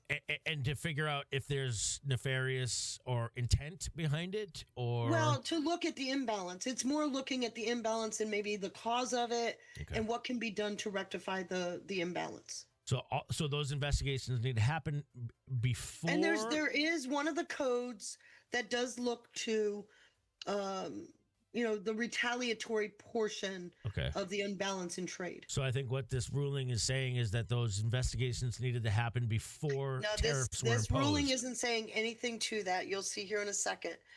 Finally, he did one. This is on the imports of semiconductors. Notice the date, January 14th. In other words, the proclamation was announced after an investigation. A report was submitted to the president. All right. Okay? So I just took a break here. So what he does, if you go back to this one, you now have sections 1337, 8, 2252, 53, and 4, 2411 of Title 19. That's these. Right? Yep. That's these. Balance of payments authority. Safeguarding national security. Do I have it twice? Yeah, I put it in twice. Sorry. Action to facilitate positive adjustment to import competition. You've got action by president after determination of import injury. And then you've got discrimination by foreign countries. Okay, so he's using codified law. You see this, right? Yeah. So let me show you. I'm going to now go here and bring up my beautiful slides. Aren't they pretty? Aren't they pretty? Yes. I did this for you, Sean. You should feel so warm and fuzzy right now. So the opinion said that the IEEPA could not be used on unilateral tariffs. Okay, get over it. That's what they said. A revolution by any other name. What are the alternatives? Okay, remember when I showed you all the authorities? Let me go through each of those. First thing he had, Title 19, collectively, these are the chapters. We got 15 U.S.C. Chapter 71, Petroleum Overcharge Distribution and Restitution, covers all of this area, including the identification, deposit, and disbursement of restitutionary amounts. 72, semiconductors. What does that mean? Can you just... I'm going to go through this individually. Okay. So the restitutionary amounts really look at how to correct that imbalance and how do we seek restitution for that. So he's using this is the petroleum overcharge. And remember, I showed you that, right? Let me go back. So this is going to prove all of what Trump has been saying all this time, that there's been an imbalance. There's an imbalance in trade. These investigations are going to support it and make it undeniable for anybody to challenge that. It's better than that.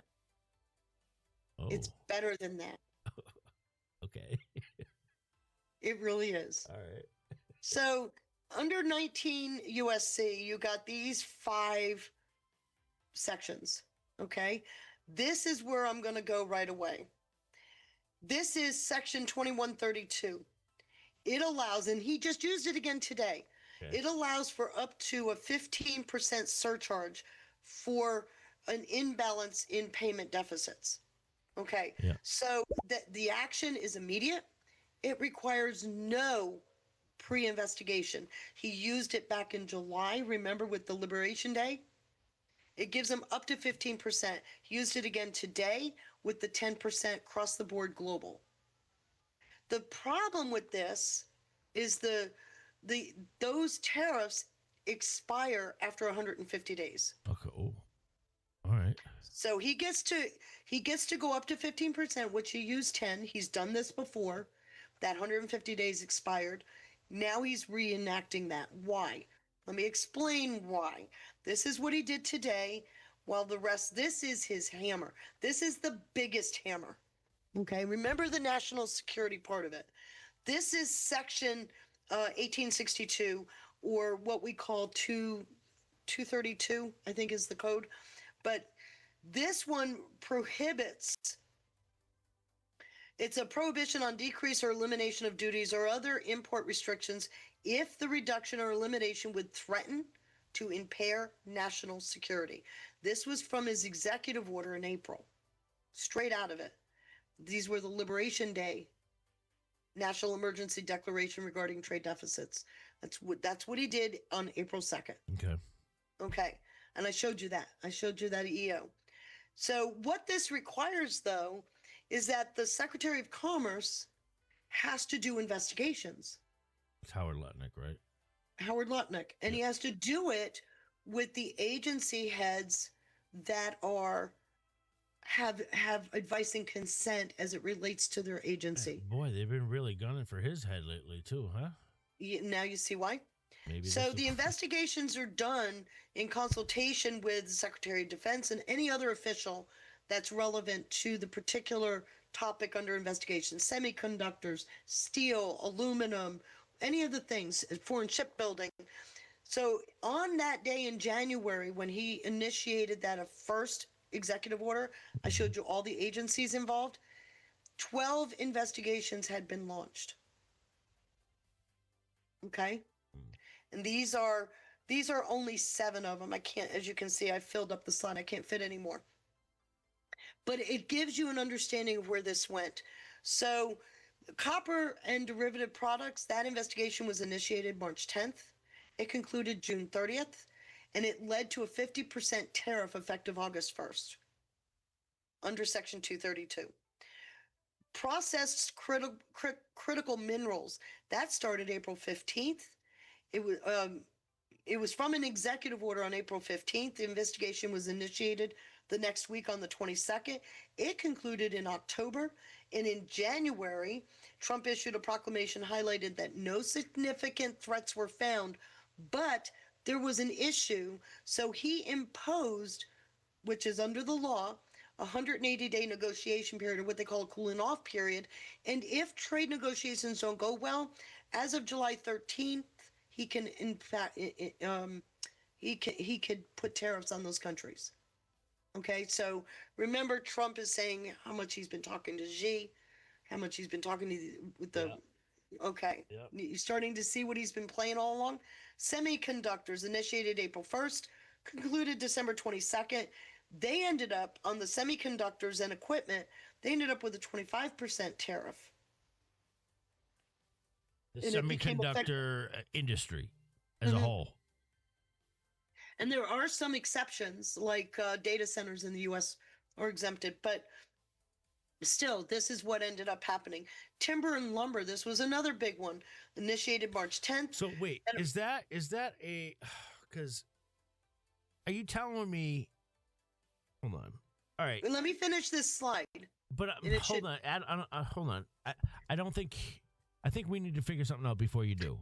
And what I mean is, okay, take semiconductors. Just for example, can you put tariffs on sweeping the entire semiconductor industry? What if some companies aren't imposing, are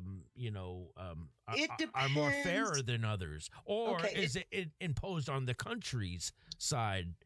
It could be either. Okay, let me Because the tariffs actually come from the country, right? This investigation is determining the harm. Okay? The source of the harm. Right. It could be that our semiconductor industry was greatly harmed because of the flood of semiconductors into our country. How it was harmed, when it was harmed, who was doing the harming. And in that kind of situation, the tariff would be applied to all countries that would be supplying those semiconductors. If the semiconductor imbalance was created by one or two countries, then the tariff is applied to that one or two countries. Right, because then... So there's two ways to do it. Because the tariff could harm the individual companies themselves, but that's if the company not turns out, if because of the imbalance in trade, that our companies were directly harmed, whether it be through loss of work, loss of market share. I know for a fact they were, first of all. Right. I already know for a fact they were. There's two ways to levy the tariffs, and it depends on the investigation. The one way is on every country that supplies those products. The other way is directly on the country that supplies the products that's called dumping. And whether they harm the company themselves is irrelevant, because that's up to the country to compensate or to receive the brunt of whatever reciprocal tariff that's imposed on them, right? That's actually up to the country to make good on that. It's up to the country to make good on that. I mean, we know China. Well, we don't, because most of the chips are made in Taiwan. And this goes back to Trump's, right? And this goes back to what Trump has said in the past, too. I don't blame China. I blame the people here in America that allowed it to happen. That not only allowed it, but encouraged it to happen. He used to say all the time, he asked Xi directly, why are you doing this? He said, because nobody stopped us. Nobody stopped, right. They were probably encouraged as well. So let me continue. Timber. Sorry, go ahead. Yep. I showed you timber. That investigation initiated March 10th. It completed, and a proclamation was declared on September 19th. Medium and heavy duty trucks. Mind you, the IEEPA case is blowing up here, right? Yeah. Initiated April 22nd, and it ended up with a 25% tariff imposed on October 17th. It became effective November 1st. This was right before orals were heard on the IEEPA case. And then there's other sectors. There were a bunch of investigations that were ordered in April. This particular section gives the agency no more than, it's a statutory hard deadline of 270 days from the date it initiates to do the investigation. So are you hearing what Trump did? I'm going to slide back up to slide this one. Okay. He needed 270 days to do the investigation. So he issued a sweeping 10% global. Some countries got 15% last year.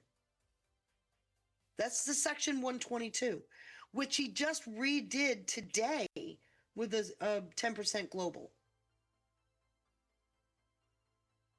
Okay, so Section 122 is he's using as a backfill, if you will. Is he pitting Because other these- countries against them? I'm sorry? Why does it seem like he's pitting countries that weren't involved? Well, how many countries? See, this is one of the things that we don't have the benefit of reading. All these countries were brought to the table under the threat of this section, I'm pretty sure.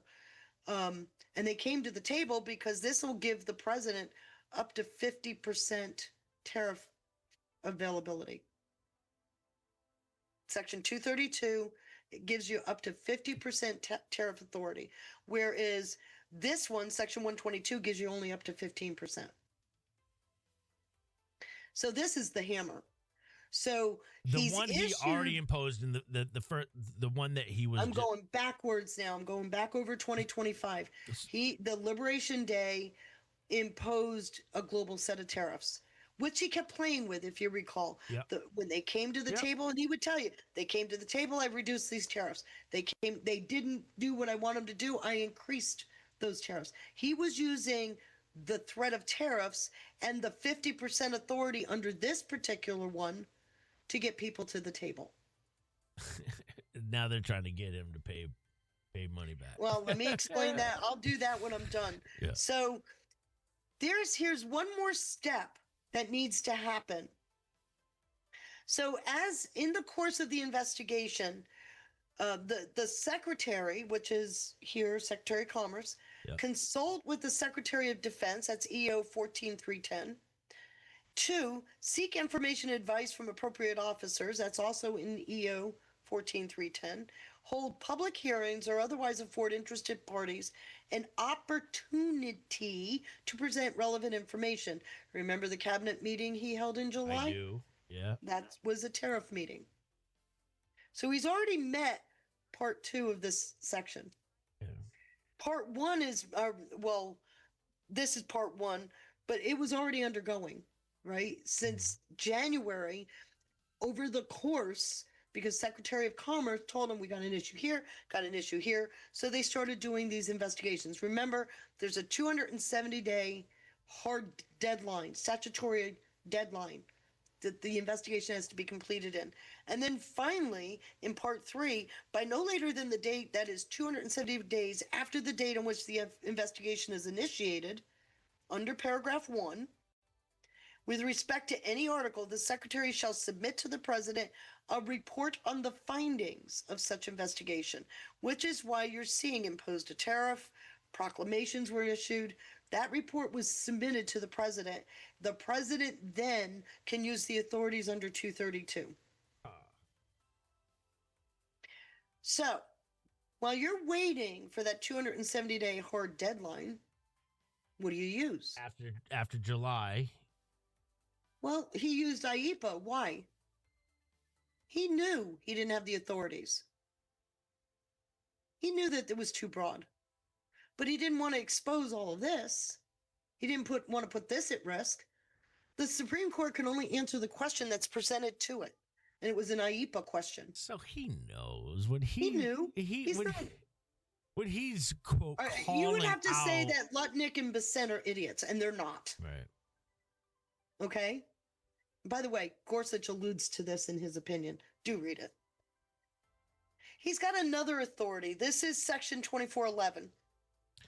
So Under wait, Section 2 when they say Trump nuked Gorsuch and Coney Barrett, it's all politics. It's not even it's showmanship. It's Yeah. kabuki theater. You know, for and the man who says I'm not a trained politician, Yeah. he learned pretty damn quick.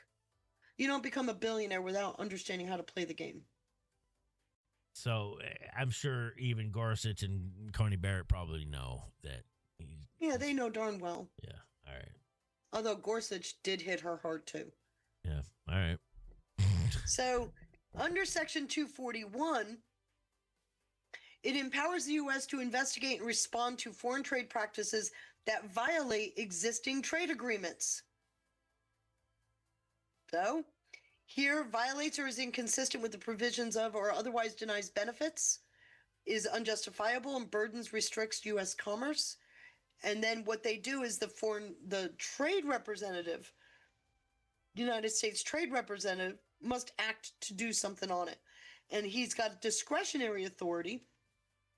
He has to do an investigation. The investigation takes 12 to 18 months. Okay, so you see again, we need time. 270 days, now we got 12 to 18 months. We need time, right? Yep. And this is where it's been used. We had the shipbuilding sector, that actually started in 24. The semiconductors out of China started late 24 and continued into 25. We had the Nicaragua, they initiated an investigation in 24.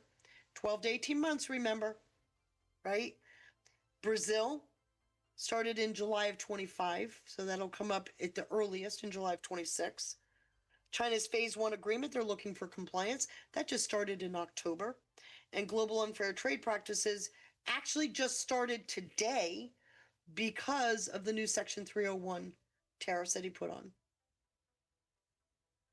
Okay. Yeah. So with these broad authorities, and remember, this requires an investigation. Again, takes time, 12 to 18 months. 270 days, 12 to 18 months. And the last one that requires an investigation is 120 to 150 days long. Okay? It's hardly ever used, though. This is called the escape clause. Okay.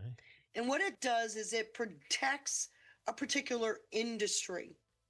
So in my chat tonight, I said, let's say we're talking about an industry that produces surgical gloves. Mm-hmm. And because of dumping from all these other countries, our own industry is at risk for failing. This is where this comes in. And they can do an investigation. It's a little over 6 months, 6 to 7 months. And then it's not country specific on this one. This one is specific to the product. So any country that imports surgical gloves would be impacted by this decision. Are you following? Yeah, yeah. Okay. And then the president, once they do something about it, has 60 days once the report is turned in to decide if he's going to take any action on it. Okay. So it's known as the safeguard remedy position. Follows Section 2252 investigation. This is 2253. And it authorized actions to include increasing the duties, okay, which he's done. So then we get to the Section 338 tariffs. This one is strictly with the International Trade Committee. The current committee is made up of 2 Democrats and 1 Republican. The whole committee it allows for 6, but Trump isn't getting his people confirmed. You know, he nominates, the Senate confirms. So this falls on This Thune. is the trigger. I'm sorry? That falls on Thune. It falls on the Senate, yes. So this is known as the Smoot-Hawley Act of 1930. The last time it was used is in 1949. It's hardly ever used. But it allows the president to declare new or additional duties on products from countries that discriminate against U.S. commerce with a maximum of a 50% rate. So for anyone who doesn't know, Feisty's not just pulling these codes out of a hat. These were all cited in the ruling, in the opinion today. No, not in the opinion. These were cited in his January 20th, 2025 executive order. Okay. Okay. These are the authorities he used. He started an investigation, and then these are the tariff authorities stemming from that. And it leaves us, like I said, that's the end of it. So let me explain what happened. If you look at see, here's the section. This is from, like I said, America First Trade Policy, signed January 20th, 2025. He'd set out his plan.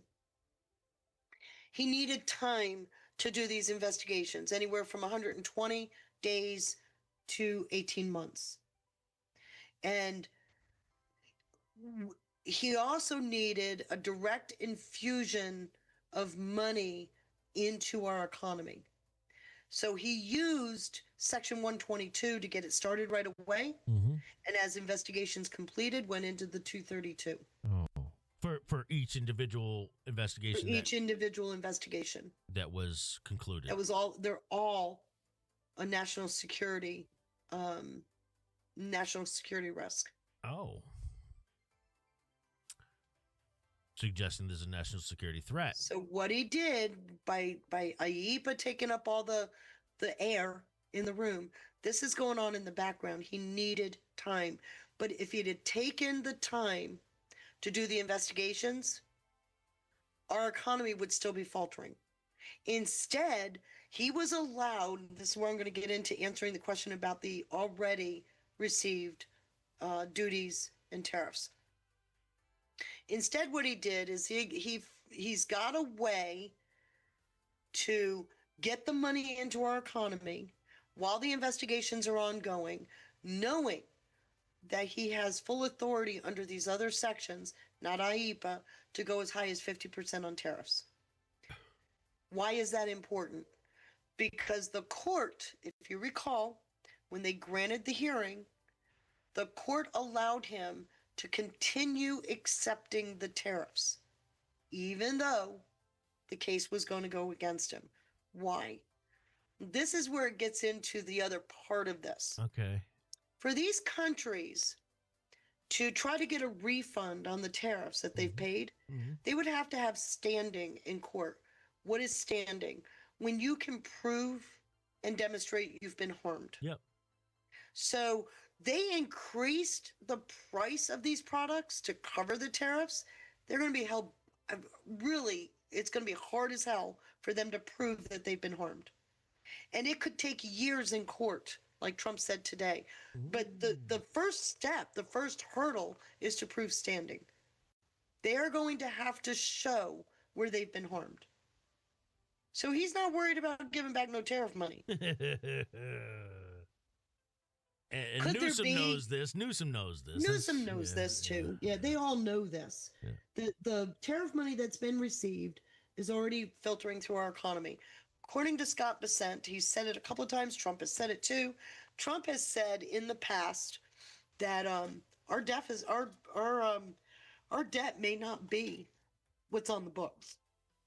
Also, Scott Bessent just said, he said it twice now, that we will be deficit neutral before the end of the year and in a deficit positive by the end of the year. What? So he's saying that the tariffs that we're receiving eliminates our deficit by the end of the year. That much? Yes. How could he say that if they're worried about giving back $7 billion? Can't. In 1 year? Or 2 years? In actually? 1 year, we will be taking in enough tariffs. That'd be 2 years. By the end of this year, 2 years. Yeah. Well, a year and a half if you think about it. That's fair. He didn't start doing tariffs until the big one was in April. April, May. But it didn't take effect till May, if I recall.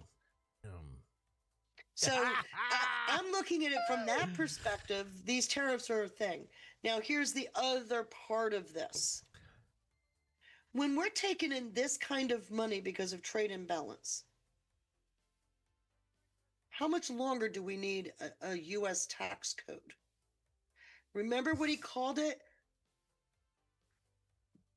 Instead of internal revenue service, he called it external revenue. Holy shit. This is what's going to lead to getting rid of the federal tax burden on American citizens.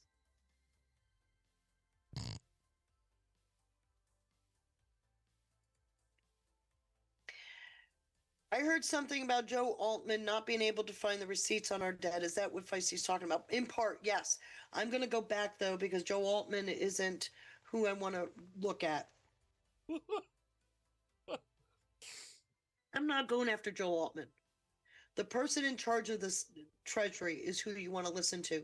And he told you back in August, September, that the Federal Reserve, we don't even know its mission anymore, that it needed to be looked at. So what he's telling you is, we're doing an investigation because we don't know how we racked up $37 trillion in debt. 37 trillion. Yeah. And then, of course, we have an operating budget of something around $5 trillion a year. And according to Elon Musk, he's pretty sure it's at least $2 trillion less than that we actually need because of all the fraud, And which we're seeing roll out. so, yeah, you're seeing a combination of fraud being exposed while Trump is bringing home the bag. Mm-hmm. And you're showing that two guys, Musk and Trump, can accomplish this. Mm-hmm. To your point, or I don't know who made the point before, but yeah, why do you need a Federal Reserve? Well, I'm going to step you back on that one. It's not the Federal Reserve. We need a central bank. Yeah, Central bank's responsibility is to keep our monetary policy stable. What we don't need Why can't the is Treasury an Department do that? independent Federal Reserve that there's no oversight. Should go without saying. Yeah, you're right. But why can't it be the Treasury? Treasury can't do both by Why? statute. Oh, well, why can't a statute be written? So the Treasury has oversight, but the central bank's purpose, and every country has a central bank for that purpose, is to keep the monetary policy of that country stable. But they're supposed to do it with their financial authorities within that country. Our Federal Reserve has been independent. Yeah, that's not talked about nearly enough. Right. You ask me. So tell me, did I deliver the receipts? Yes, of course you did. That was incredible, Feisty. Everybody give Feisty a round of applause. Yes. You know what we're going to do? I'm going to do it just like I did with the one with me, you, and Mare Bear. I'm going to clip that and then throw that on ScrewTube and Rumble. ScrewTube? And yeah, which I think that clip's getting some heat over on YouTube. That's nice. Yeah. So, I'm just sitting here because I'm watching people melt down all day. And I understand people don't feel like they can read these opinions. Let me give you a hint. First of all, you don't actually need to read the overriding opinion. You already know what the answer is. You don't have to go through the painful determination as to how they got to the answer. The best place to figure out what the thinking of the court is to go to the concurring and dissenting opinions. Because they're going to give you the back and forth. So today, for example, I started out with, they shot down IEEPA. Okay. Get over it. They did. And so I started reading the concurrent opinions, Gorsuch's opinion, because in his concurrence, he had something to say. Almost 30 pages of something to say. I love when you say get over it. Get over it. You were perfect for a show called It Needed to Be Said. Am I really? Yes. Well, it's just because people are complaining about something that they don't understand. Yeah. All they know is all the noise is saying Trump lost. And I'm telling you, it was a resounding victory. Because even though the IEEPA decision was against him, he had 5 other codes that he's using right now. Right this second. And he signed the executive order tonight. Well, he's been using them since he's got back into office. Right. So what he did today is the executive order today reinitiated the Section 122 tariffs. Remember, that gives him up to 15% for how many days? 150 days. What happened today with the 2 United States Supreme Court justices that I appointed against great opposition, by the way, Neil Gorsuch and Amy Coney Barrett. Well, he also appointed Kavanaugh to boot. Yeah, he appointed, but Kavanaugh ruled in his favor. Yeah, because he felt Amy like Coney Barrett was in the majority opinion. Gorsuch's majority with a concurring opinion. Yeah. And Kavanaugh was in the minority opinion. He dissented. Whether people like it or not, never seems to happen with Democrats. They vote against the Republicans and never against themselves almost every single time, no matter how good a case we have. He is stirring the anger. Yeah. This is where you need to replay So for a reason. Susan Rice. He's doing that for a reason, though. Yes. This is where the Susan Rice clip is so important. What are we starting? It's almost March. He's got a SCOTUS on Tuesday. He's starting the intrigue for the election. Susan Rice is saying either the Republicans win or we're fucked. Right? Yep. Of course, she's saying it from the left-leaning perspective. So everybody went, oh my God, listen to what she said. Trump's been saying that since he got back into office. If they win the midterms, we're fucked. He's been saying it. She's saying nothing different. But somehow hers got some eyes on the left. Oh, this is playing out gloriously. You know what? I'd be remiss if I didn't at least point out, okay, so that means, because I can't poke holes in anything that you just presented. Nothing. And I really tried to in my mind. But that means everybody here right now listening to this is way ahead of the reeing that we're seeing on social media. Reeing. Not even just social media, mainstream media. Or so-called trusted mainstream media, too. That's why when Jesse Waters was given his point, he made a comment about all these 10% tariffs. And it's like, no, he's wrong. Those tariffs, that Section 122 tariffs, expire after 150 But when days. it comes to the... So Jesse Waters didn't even have it completely correct. As he opined over how bad SCOTUS is. Trump says, I didn't appoint Roberts, who led the effort to allow foreign countries that have been ripping us off for years to continue to do so, but we won't let it happen. The new tariffs. We won't let it happen. We won't let it happen. Totally tested and accepted as law are on their way. President Donald John Trump. I just went through all 5 of them. I know. Republicans, he also posted 2 hours ago, Republicans are so disloyal to themselves. Unite, stick together, and win. President DJT. Let me tell you something. When it comes to a Supreme Court opinion, I want no politics. No politics. Zero. Yeah. Little as possible. Yep. I want a reasoned, constructive opinion written. Not even too much conservative or too much anything. I don't want just be purely what objective. Coney Barrett did, what Gorsuch did was exactly what they should be Thank doing. you. I was just going to say that. A lot of people give Amy Coney Barrett a lot of grief. And I don't think it's warranted. And Kavanaugh's done the same thing. Kavanaugh. He's been very, yes. He's done it too. But that's exactly what I expect from them. Right. And I have to tell you, I used to write articles as a part of my career. And every year I would assess the opinions of the court. Are they left-leaning, right-leaning? And every single year it came out as neutral. When you take all of the opinions and you look at them all, came out as neutral. Court's not either left or right. Are there left-leaning, right-leaning justices? Yes. Of course. But when you weigh the opinions, they tend to be neutral. So the stupid question asked if there's foreign interference in our SCOTUS, what a boneheaded question. That was designed to get the right going. Conspiracy, and it worked. Well, I don't like making those manipulations dreams come true. I don't like giving in to the psyops. That's just, I like free thought. I like independent thought, independent decisions and behavior. But yeah, so this is a great segue.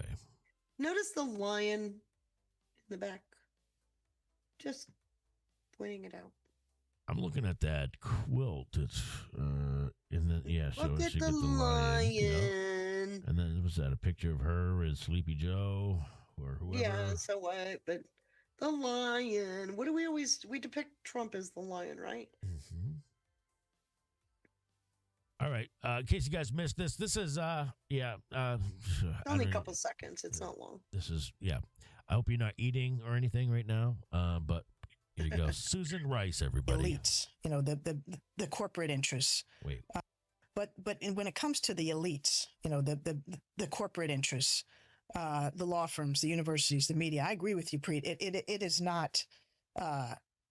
She's talking to Preet Bahara, I suspect.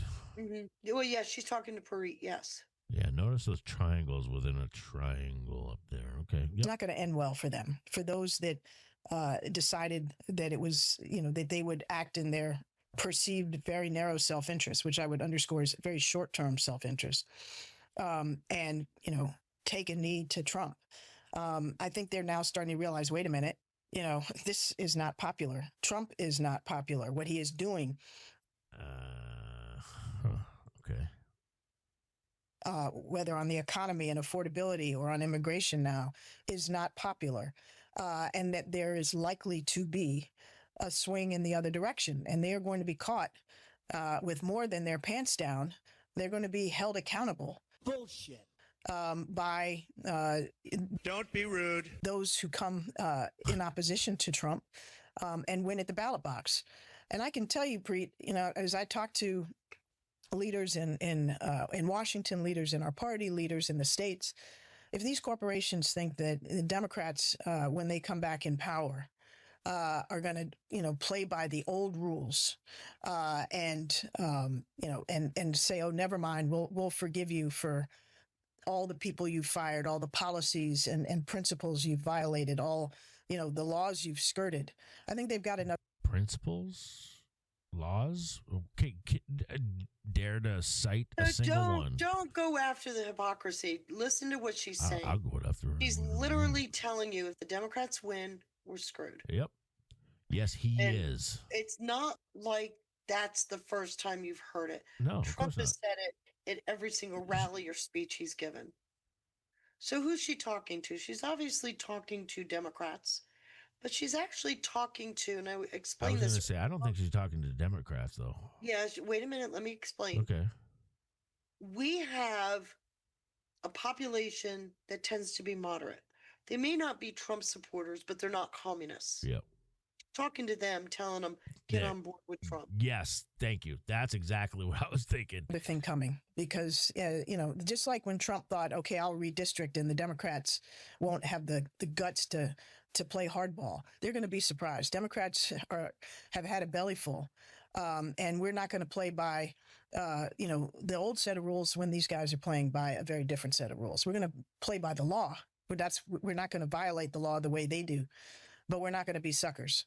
And so I think, whether you're a law firm, whether you're a university, whether you're a media entity, whether you're a big corporation, whether you're big stop tech. And think for a second. You need to play where does most of the money come from in campaigns? PACs. Big companies, media entities, right? There you go. Yep. Long game, not this short game that has been so detrimental. There will be an accountability agenda. Companies already are starting to hear they better preserve their documents. They better be ready for subpoenas. If they've done something wrong, they'll be held accountable. And if they haven't broken the law, good for them. If they've done the right things, good for that should go without saying. Can you cite a single one, though, that you suspect being broken? for them. That also will be noted and remembered. But okay, so since 2020, anybody that's done something wrong has been held accountable. Right. What's different from what she's saying? Nothing. There you go. This is not going to be But then why say it, of course, right? Then why say it? Because who she's talking to. Yeah, who is she talking to? Because that landed on a Delta, Feisty. Right. I told you it landed on a Delta. I knew this. Did you bring yesterday. up the Delta? No. I had it yesterday. I had it all set yesterday. What is it? 2808? Crying out loud. Was it 2808? I think it is. Oops.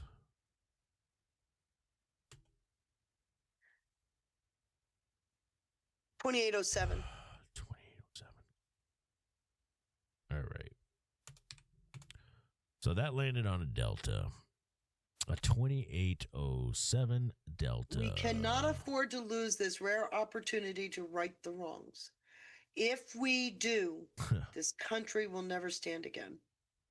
It's over. Come on, man. You can't make this shit up. You can't make it up. So, in case you were wondering, yes, this is that land. Her posting that landed on a Delta. Who's she working for? I told you, I've been saying for a long time, stop the black hat, white hat stuff. And this, all right, so if anybody needs any further confirmation to not do the whole white hat, black hat, to just clear your mind of who's bad, who's good, okay? For me, and I've always took this position, you have, okay, well, if we're going to do bad actors, I feel like they're more international. Just my opinion. Right. It could be. No. I'll leave the door open for. I think you got an international component, which I also pointed out today with Kash Patel. He told us the end of last month, where do you see what's coming out in the next couple of months? I can't talk about it, but where do you see what's coming out? And then he just told us the other day, we know who's funding all the protests. Yes. Okay, so in the space of, just realize, in the space of 2 weeks, he went from not being able to talk about it, but giving us a hint, to saying, we know who's funding them. Something happened in that 2 weeks. Something happened in that 2 weeks. Yes. Oh, my gosh. Thank you. So, again, remember, leave bias out of the equation. Leave the whole black hat, white hat thing. The way I've always seen it, Feisty, is you have a mostly controlled individuals who do what they're told. Right. I've always taken that position. J.D. Vance even just said that the other day when talking about AOC. All we'll do is they're told. They do what they're told. They say what they're told, right? But I'm also going to remind you that doesn't necessarily mean they're particularly compromised. All we'll do is they're told because they're on board with saving this country. So you don't know who's black or white. Right. Right, and it doesn't Which is matter. almost even more unnerving, though. Why? Because not knowing. No. Yes. Who are we going after? Truly. Wait, stop and think. Who are we truly going after? Q told us the majority of the arrests are in D.C., high up in government. Yes. We're going after the deep state. These are people like Fauci. That you never hear their name, but they're paid a lot of bucks to screw over this country. And your Neville Singhams, even possibly even George those Soros, are the foreign people, I know, right? Yes. But we also have a deep state. You got a shadow government with your Singhams and your Weiss people. And now you've got a deep state in this country. Who do what they're told. Who are they? It's not necessarily the face you're accustomed to seeing on the tube. I know. They're puppets. Right. So, for people clamoring for arrest now, why aren't we seeing arrests? Do you really want them to arrest the puppet, the useful idiots? Right. Because I tell you, man, those positions are going to get filled again. But yes. Sean and Feisty, and pretty darn quick too. But Sean and Feisty, then if you make those arrests, then you're sending out signals to anybody else who want to embed themselves in and try to do what they're told in destroying this country. Then that signal is being sent to them, and then they're being used as an example, which I think is a fair argument to make. Do you get what I'm saying? Mm-hmm.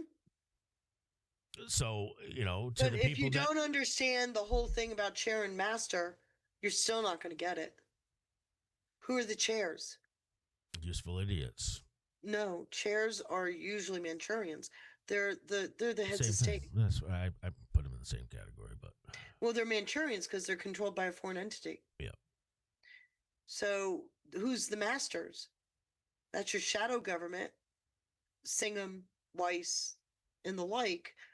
And then you've got the deep state, who are the foot soldiers for the masters.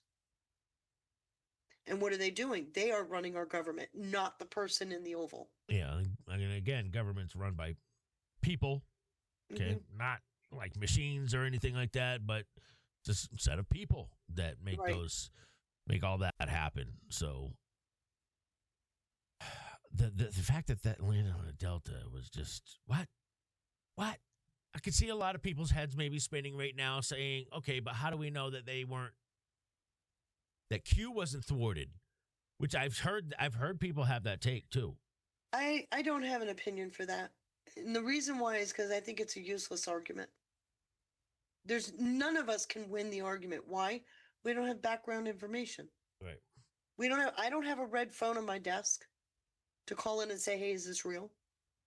I can only do the best I can with the information as I see it. The reason I would argue it's not useless is because then I think that would determine whether or not to take research or to refrain from reaching any sort of conclusions yet. Rather than get into that kind of an argument, I am going to show you the research that gives you not just the background, all right, that's fair, to the best of my ability from point A to point B. Yep. It doesn't require a Q post. If it happens to match a Q post, great. Yeah. But the research That's is more for what, confirmation than anything. Yeah. I agree with that. I just, I like to play devil's advocate, or it's not really devil's advocate, but all right. But I give a lot of time to the research, just so you know. No, you don't say. I enjoy this stuff. You fibber. And I did put those slides together in about, 2.5 hours? My favorite thing, guys, if you ever want to know what it's like to be me, okay, let me just tell you, one of the greatest things in the world to wake up to, just so you know, when you start doing this for a living, I know the news is Trump lost on tariffs today. Actually, he won a major victory. That's what I woke up to today, guys. I love nothing more than waking up to a text from Feisty saying, actually, Trump won. So everybody's who's reeing from this to the ceiling right now, yeah. He actually had a major victory today. That's my life. You woke up to that. You weren't even awake yet. Yeah, that was my life. I think I proved it, though, didn't I? Oh, yeah, that goes without saying. Of course. I proved the fact that he's been playing the long game. Very well, too, right? Very, yes, absolutely. So let me start by saying thank you to, we got Dixie dropping a phone on us. Shout out to Dixie with a phone call. And Dixie says, my faves. Hey, now, Dixie. God bless you. Thank you so much. Thank you to Charlie. See, there's the other two. Shout out to Charlie, 3 or 5. Thank you for those 2 cookies, 3 or 5 cookies. That's probably determining how good the show is, right, Charlie? Shout out to Curious Cat with a cookie. Thank you, Curious Cat. And Ash USA, Ash, stop it. Stop it. Knock it off right now. Take it back. She gifted a 1-month Ron-Steer subscription to Utah 101. How dare you, Ash? Hey, we got a Flying Eddie sighting out there. What up, Flying Eddie? Holy shit. Holy ship. What up? Hope all is well with everyone. God bless you, Flying Eddie. Good to see you, brother. Wonderworld, thank you for the cookie. Says, my favorite saying is, life isn't fair. Get over it. Yeah. Welcome to my world. Get over it. Yeah, welcome to my world ever since Feisty came into my life. Get over it. I love it. I actually say that quite a bit to you, don't I? It needs to be said, though. Yeah. It does. It needs to be said. I'm good at getting over things. I'll be real honest with you. So little happens. I don't get stirred by a whole lot. Neither do I. And most Unless of it has is to do because, with children. Then it gets me going. Well, but I mean, by all this stuff that we're watching happen, it doesn't do. I also, because I've done enough, I've looked into enough to know, I know where it's going. Kabuki. Yeah, I'm done. Most of it's kabuki. Yeah. Ash, take that 1 month bronze tier subscription back. She did 2 of them. Damn it, Ash. I'm gonna have Why to are find a you way. yelling at her? Because she shouldn't be gifting anything or gifting gold pills. It's her money. Leave her alone. That's fair. No, too bad. You stay out of it. No. Is there a Pinata sighting in the chat? What up, Pinata? There he is. I'm going to get Feisty. Would you ever want to join me and Pinata for a trend analysis on a Wednesday sometime? I'd love to be with you too. They're early. Well, that's fine. For me, it's early. Maybe not for Pinata. Well, everything for you is early. You're That's up fair. until the week dark. 12 o'clock Wednesdays. Congrats to Wild Dog and Utah 101, both recipients of Ash's 1 month bronze tier subscriptions. Thank you, Ash. How dare you? Thank you to Trick Pony with also a cookie. Salute, fam. Good to see Trick Pony. All right. So before you go any further, I got to ask, I can come on if Drunk Pinata wants me to come on. You never told me that. You're just having me intrude. Don't even do that. That's not right. That's wrong. Pinata's a gentleman. He'll say yes. He can tell me no. Good luck with that. Pinata's, like I said, he's a gentleman. Even if he didn't want to, he'd still say yes. Isn't that right, Pinata? He's a nice guy, and gosh darn it, people like him. I will not be upset. Thank you, Good Dog, for the cans. Always good to see Good Dog out there. Duppy. Oh, that's a new one. Who did? Sean is that sticker? nocturnal so that he doesn't see Janet Mills in the daylight. You missed the sticker that Conserva Chris just made of me and you. Oh, me and you with the baseball bat. You with the baseball bat. Me getting hit with the baseball bat. Yeah, it's official. Now I have one of Ash hitting me in the head. Oh, they gave you long hair. And he did one with Ash hitting you, then Duppy. Not Duppy, Johnny. Yep. Thank you, Conserva Ever since Press. Ash and I, because Ash joins us on Tuesdays, and Ash, you're joining us this Tuesday. I saw what you said. Doesn't matter. You can try and take it off. SCOTUS, what time does that happen at? I'm sorry. The SOTU? SOTU, yep. 9 o'clock. Yeah, I want to have a live. That's Tuesday at 9. I want to be on live. Are you going to do a live? Do you want to? Why don't we just do a thing? Yeah. I really want to go live with that. All right, let's just do a thing. Me, you, Ash, and maybe Johnny. Whoever else wants to join. Fucking, it's a party, everybody. We're gonna have a big round table here for the. I don't expect. I mean, Trump does it all the time, where he develops the intrigue. What kind of like? He wants to get viewership up. Now, the next several days, that's all we're going to see are things that will lead us to believe something big's going to be said. So firing people up. Right. I ain't falling for it. That's my favorite one. Me launching out of the chair. Yeah, I love that. Ash is, ever since me and Ash, this is what I was going to say. Ever since me and Ash, I think it was last Tuesday, we were newsed out of it. All right. You ever get to that point where just like you're saturated with information? It's just like, all right, I need a break. And I sit and watch Hallmark. I couldn't do that. Well, I have to. You don't have to think. There's no plot. Yeah. There's no rhyme or reason. It's the same thing over and over. So it's noise where you just kind of drain what's up in the noggin. Yeah, that's fair. So that's what I do. So let us know in the chat. What do you guys do to reset or to, to drain yourself from all the saturated news? Because what Ash and I did, we pulled up Grok and we showed people how to use Grok, like how to you can even make GIFs or make stickers.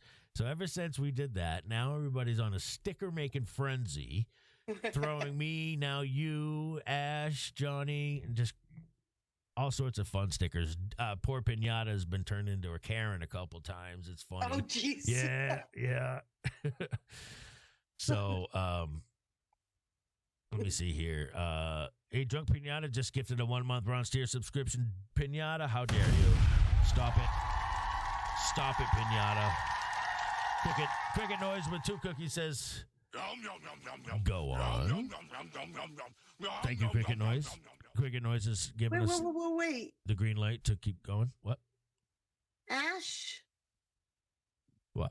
Ask Pinata if he was okay with me coming on with you two. He said, that would be great. We need to get to the bottom of the situation. See? What situation? See? He's getting What you going. situation? Hey, listen. I'm going to tell No. Don't. I'm going to tell you something right here, right now. Listen to me. Listen to me, and listen to me good. The pinatas and the duppies didn't fall. They fell out of the same tree. Okay? Okay. They're like almost 2 very same individuals. Similar humor, actually almost identical humor. Food for thought, all right? So what's the situation? It's whatever you want Whatever it to be. is on his fleeting That's mind right. at the moment? That's right. Mm-hmm. All right. You know, I do bite. You're not telling us anything new. I do bite. All right. So we're going to go with a little 6 minutes here of Stroke Face. Laura Ingram. Now you're not going to get over that. The show's called It Needed to Be Said. It doesn't look like her. That motherfucker's not real. Angle from Washington tonight. Thanks as always for spending some time with us. Smoke. I'll be right back. Well, this obviously was not the outcome the Trump administration wanted. The Supreme Court's ruling on tariffs is deeply disappointing, and I'm ashamed of certain members of the court, absolutely ashamed. They also are a, frankly, disgrace to our nation, those justices. They're an automatic no matter how good a case you have. It's a no. I've been waiting for this decision so long. They could have made this decision a long time ago. Not complex. They're wrong on it. It's a ridiculous decision. In what was a 6-3 decision, the Chief, Justices Barrett and Gorsuch, voted with the 3 Democrat appointees to rule that President Trump didn't have the authority to impose either his drug-related or reciprocal tariffs on foreign countries using something called the International Emergency Economic Powers Act, or IEEPA. Now, early last year, President Trump had declared 2 emergencies, one on fentanyl, the crisis there, and 2, just on the massive trade deficits that have hollowed out U.S. manufacturing. The president's team believed that when IEEPA's language granted the power to regulate the importation of goods, which necessarily included the power to impose tariffs for them, that was their viewpoint. But the court said no, that IEEPA's language was too ambiguous to grant the president such sweeping authority, especially given the fact that tariff authority was specifically granted in the Constitution already to Congress. Now, the court's decision today striking down President Trump's tariff regime isn't surprising, though, to a lot of us who followed trade issues over the past 20 years and actually listened to the oral arguments. Now, it's always risky to predict where the court is going to come down in any given case. Remember, I clerked there many years ago. But the justices seem somewhat skeptical that the president has such broad unilateral authority to impose these tariffs. Yeah, the outcome was predictable, unfortunately, at least with this court makeup. Now, many in the GOP establishment, they're celebrating this decision. You know, some on the separation of powers or non-delegation grounds, others because they just hate all tariffs and don't blink when American workers' jobs are shipped overseas. And by the way, on the Democrats who, voted to strike down the tariffs, does anyone else remember a time when Democrats opposed Congress's authority to delegate some of its decision-making, in this case, to order tariffs? I mean, think of all those independent agencies out there that liberals love. Remember, those independent agencies have power delegated to them by Congress, but they technically fall under the executive branch. Now, the dissents of both Justice Thomas and Kavanaugh were persuasive and exceedingly reasonable. First, brilliance from Justice Thomas. Congress authorized the president to regulate importation. Throughout American history, the authority to regulate importation has been understood to include the authority to impose duties on imports. The meaning of that phrase was beyond doubt by the time that Congress enacted this statute, shortly after President Nixon's highly publicized duties on imports when they were upheld based on identical language. The statute that the president relied on, therefore, authorized him to impose the duties on imports at issue in these cases. And Justice Kavanaugh he ended up just laying out a roadmap for how the president can still, and as we know now will, impose tariffs under already well-established laws. Now, today, Trump reminded everyone, again, going back to that Kavanaugh dissent, that even without this IEEPA statute, tariffs are here to stay. I will sign an order to impose a 10% global tariff under Section 122 over and above our normal tariffs already being charged. And we're also initiating several Section 301 and other investigations to protect our country from unfair trading practices of other countries and companies. As Justice Kavanaugh noted, Section 122 of the Trade Act of 1974 is the law of the land, and it allows the president to declare a balance of payments emergency where he could have imposed as much as 15% for 150 days. And Trump already announced new investigations through what's called Section 301. Now, remember, he did this in his first term under the leadership of U.S. Trade Rep Bob Lighthizer. China has an industrial policy that involves a lot of subsidies, a lot of dumping, a lot of forced technology transfer, all these sorts of things. So what have we done? We have prosecuted cases on anti-dumping, on countervailing duty. The president has initiated a case on so-called 301. It's a very effective tool. We'll use the WTO when we can. The president's willing to act unilaterally when he has to. Ronald Reagan used it, and he used it very effectively, and it made a big difference for our trade policy. Huge difference. By the way, those first-term tariffs, again, as I said, never overturned. Not a single time, not a single tariff. Biden even kept them in place. That's how effective those tariffs were. Now, they take more time to impose and are perhaps not as sweeping as what the president would want, but they're still extremely effective. But back to that majority opinion itself. Now, the dissent is 100% correct. It is ludicrous to think that in IEEPA, Congress gave the president the authority to regulate commerce in an emergency, which would include banning imports outright and total embargoes of imports, but that it would somehow, in the statute, not even allow him to charge. So, here to weigh in for more is Stephen Miller. This is exactly where I was going to go next. So, bearing in mind everything that Feisty just laid out, all right, I want you to guys keep that in mind as I'm going to play it. Well, Stephen Miller is going to probably lay out a lot of what Feisty just laid out herself. But some of the clips that we might play might, kind of expose themselves in the process, right?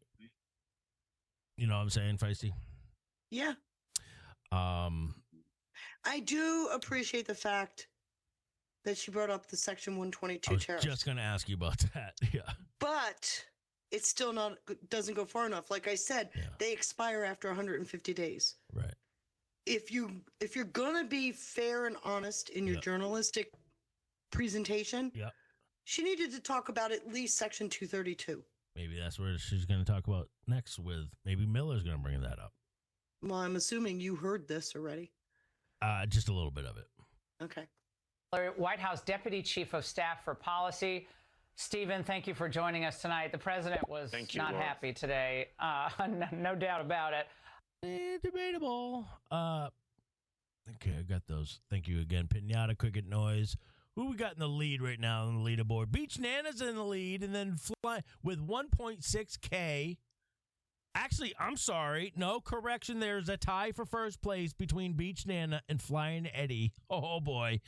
Neck and neck with 1.6K. Thank you, guys. And then Dixie is in third place, or rather, third place with 800 gold pills. So, God bless. Thank you, guys. Please consider hitting the red pill over on Pill. Hit that like over on Rumble. Pretty harsh words for the members of the court who did not vote to uphold these tariffs. And now J.B. Pritzker, though, is pretty happy because he thinks now the federal government should return $1,700 per Illinois family. What did he say? You know, that is just so funny. Do you remember the Doge refunds? Yep. You remember when that was, we need congressional authority to follow through. Sure do. But that's a real thing.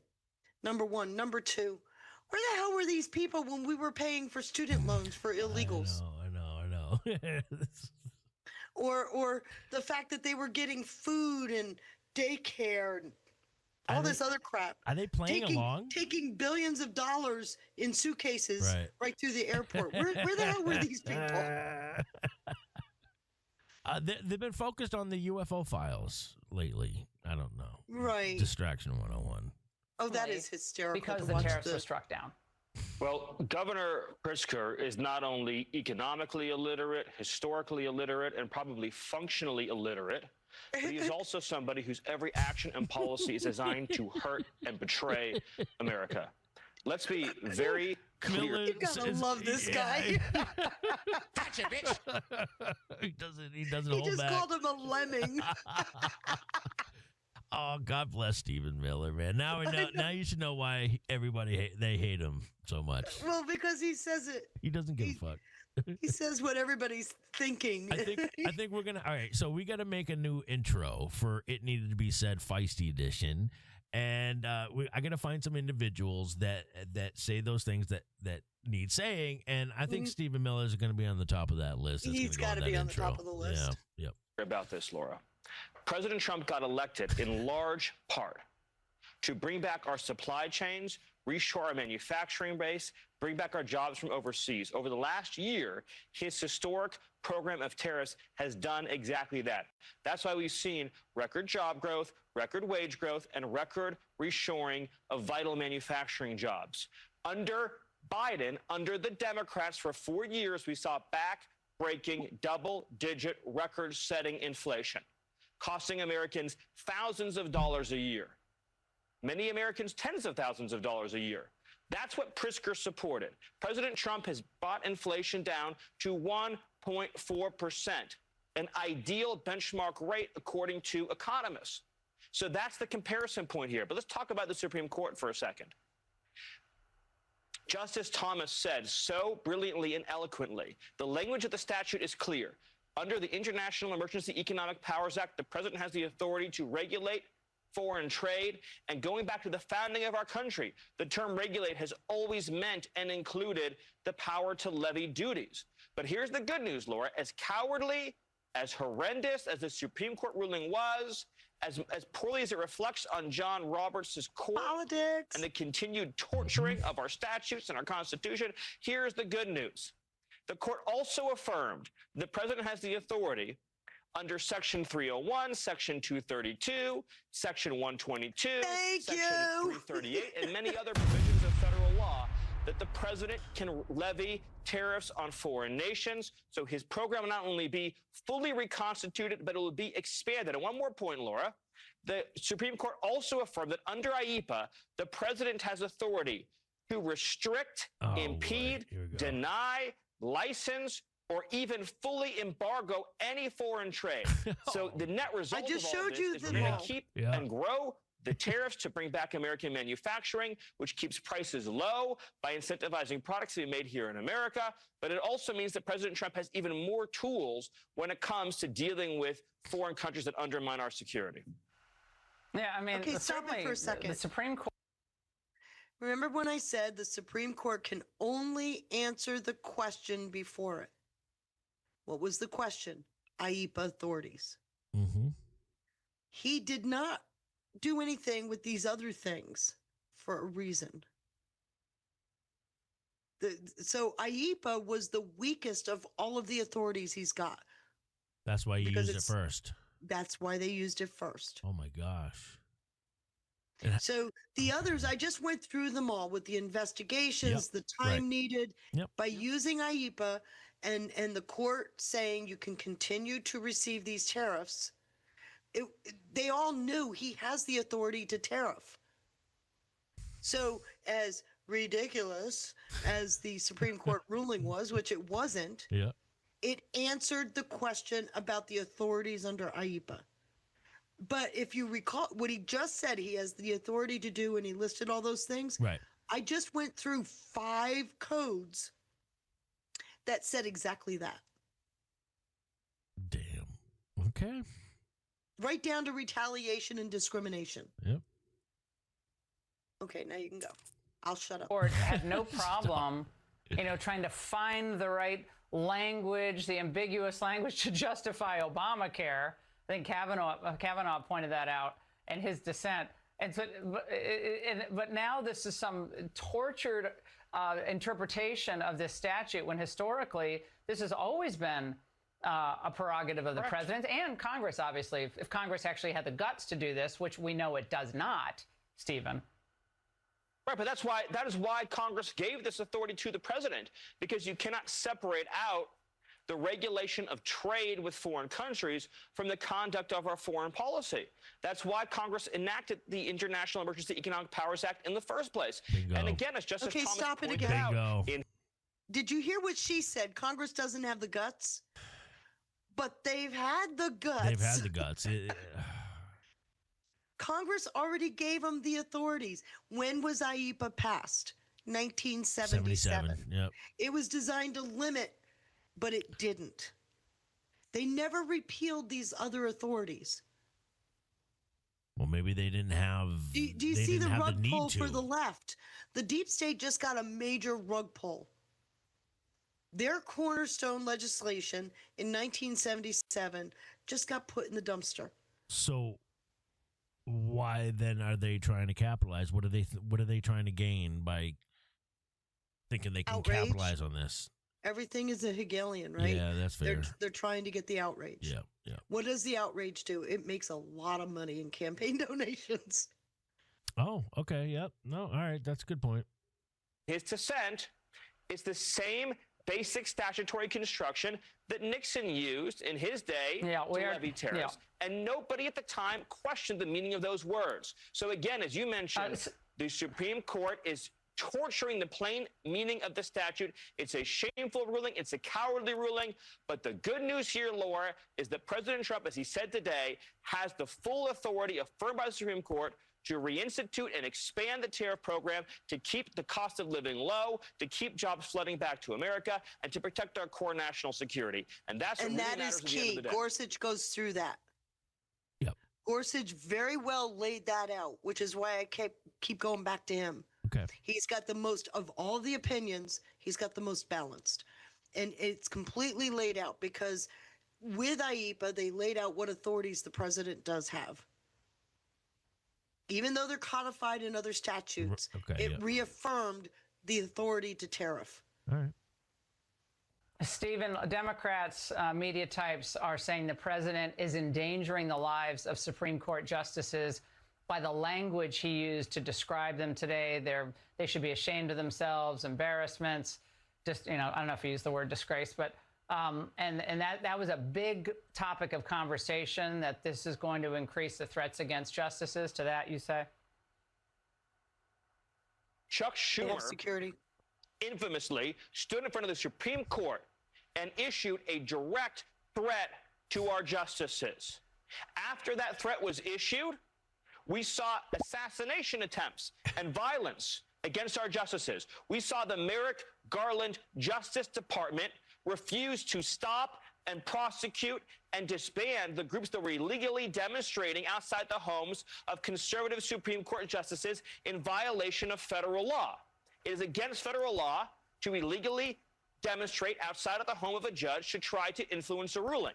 It's the same group of people who have fanned the flames of assassination all over this country. This administration under President Trump has moved heaven and earth to find the domestic extremists in this country who are trying to kidnap, murder, and assassinate and bring them to justice.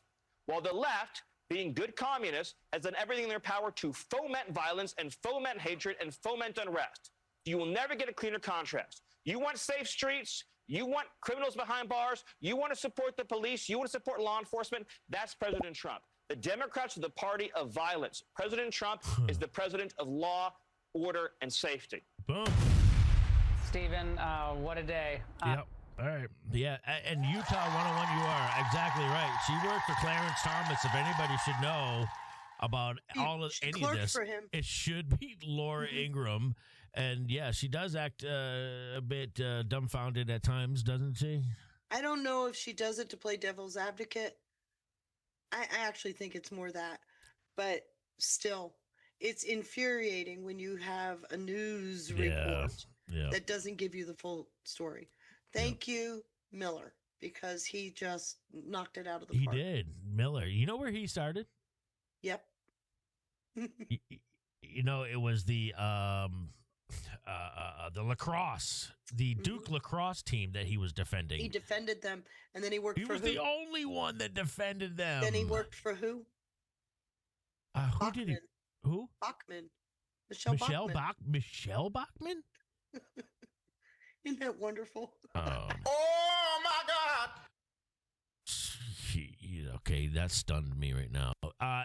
No longer is there a tie on the leaderboard. No. Flying Eddie just stole that leaderboard like nothing. Oh, Beach Nana tried to take it, though. She was the first one. She came in with the cookie. Says, whenever Feisty's on, I gain so much new information that I told her to take 2 aspirin and call me in the morning. my head hurts. Oh, Beach Nana, God bless you. Or as we say here in the North, bless your heart. I know it means something. I know it means something else in the South. Okay, but I'm in the North. Up north, we Northerners actually mean it. Thank you. Needed to be said. But that lead didn't last for long. Why? Because the great Flying Eddie swooped in, dropped the holy ship. And now we've hit 3. He's got 3.2K. Beach Nana's in second place with 1.7, and Dixie's in third place. My goodness gracious. Thank you, guys. 3.2 to 1.7? You're almost to What a 10K. spread. Yeah, we're almost to 10K. I wonder if we'll hit 10 or 15. Who knows? But definitely hit that red pill, guys. I want to get your thoughts on this. I'm not going to take up too much of your time. I know we're getting up against it. My God, I didn't even realize the time. Yeah, almost 1:30. But D. Bongino Great night tonight. Thank you for this. That's when. Hey, look, when it goes by fast, we know it's a great success. It was. Bongino lays out the sobering vision of what Democrats are really planning when they nuke the filibuster. The lunatics are going to want to run the asylum. Flying Eddie with another holy ship. Holy cow. He's just taking that lead. I don't think anybody's going to get that lead tonight. Shout out to Flying Eddie. God bless you, bro. All right, here we go. I'm telling you this because the Susan Rices run the party right now. And when they get back into power, which is going to happen, they are going to kick you right in the freaking balls. Get ready for the ICPACAC, a gallon of it down your throat. Do you see what he's doing? I do. You get it, right? I see it now. Once you see it, you can't unsee it. She puts out the warning and he's saying, it's true. They're going to get back in power. Yeah. This is all about the election, people. Keep in mind, he is very close with Trump. Very close. Right. On his first day back, his first guest was, of course, Trump. Can't throw it up quick enough. What did he say while he was there? He read things that would, quote, shock the conscience. Yes. Which Sarah Carter said back in 2018, by the way. Yeah, where's she's kind of fallen off the map, hasn't she? No, she's works for the administration now. Oh, she does? Oh, yes. I didn't know that. I can't remember what it is. I'll look it up. They are going to bust this filibuster and jam down your throat. I saw this tweet out there. It was retweeted by a couple of friends of mine. What's the account? It's like C3. I'm almost inclined to think, shout out to C3. Yeah. I'm almost inclined to think that Bongino, another factor of getting him into the FBI as assistant FBI director was to give him and his voice more leverage. So that when he did serve his 1 year in there, that when he came back out and he could be a messenger of sorts for Trump. And I kind of put him almost equally in terms of effectiveness, Feisty, in terms of effectiveness and messaging, up there with Catherine, press secretary. Mm-hmm. In terms of Carolyn Levitt. Yes, in terms of getting the message out in terms of, well, he's got a unique position yeah, because of where he was at. Elon Musk had a unique position because of what he was doing. right. But he's got a unique position, meaning Bongino, because of where he was at. He saw things that Elon Musk didn't see. That's right. And so he's got more street cred. Yep. Because he's seen behind he looked behind the curtain. FBI, now assistant FBI director, and NYPD cop. He was Secret Service. I mean, he's done it all. He's done it all. He's seen it all. From his time in the administration. Not even just this administration, but Obama to boot. Well, I agree. But this administration, he went in to look for specific things, and you got to listen carefully to him, but he's telling you what he found. Right, exactly. Oh my gosh, we just got a holy fleet. Oh my goodness. Patriot By the way,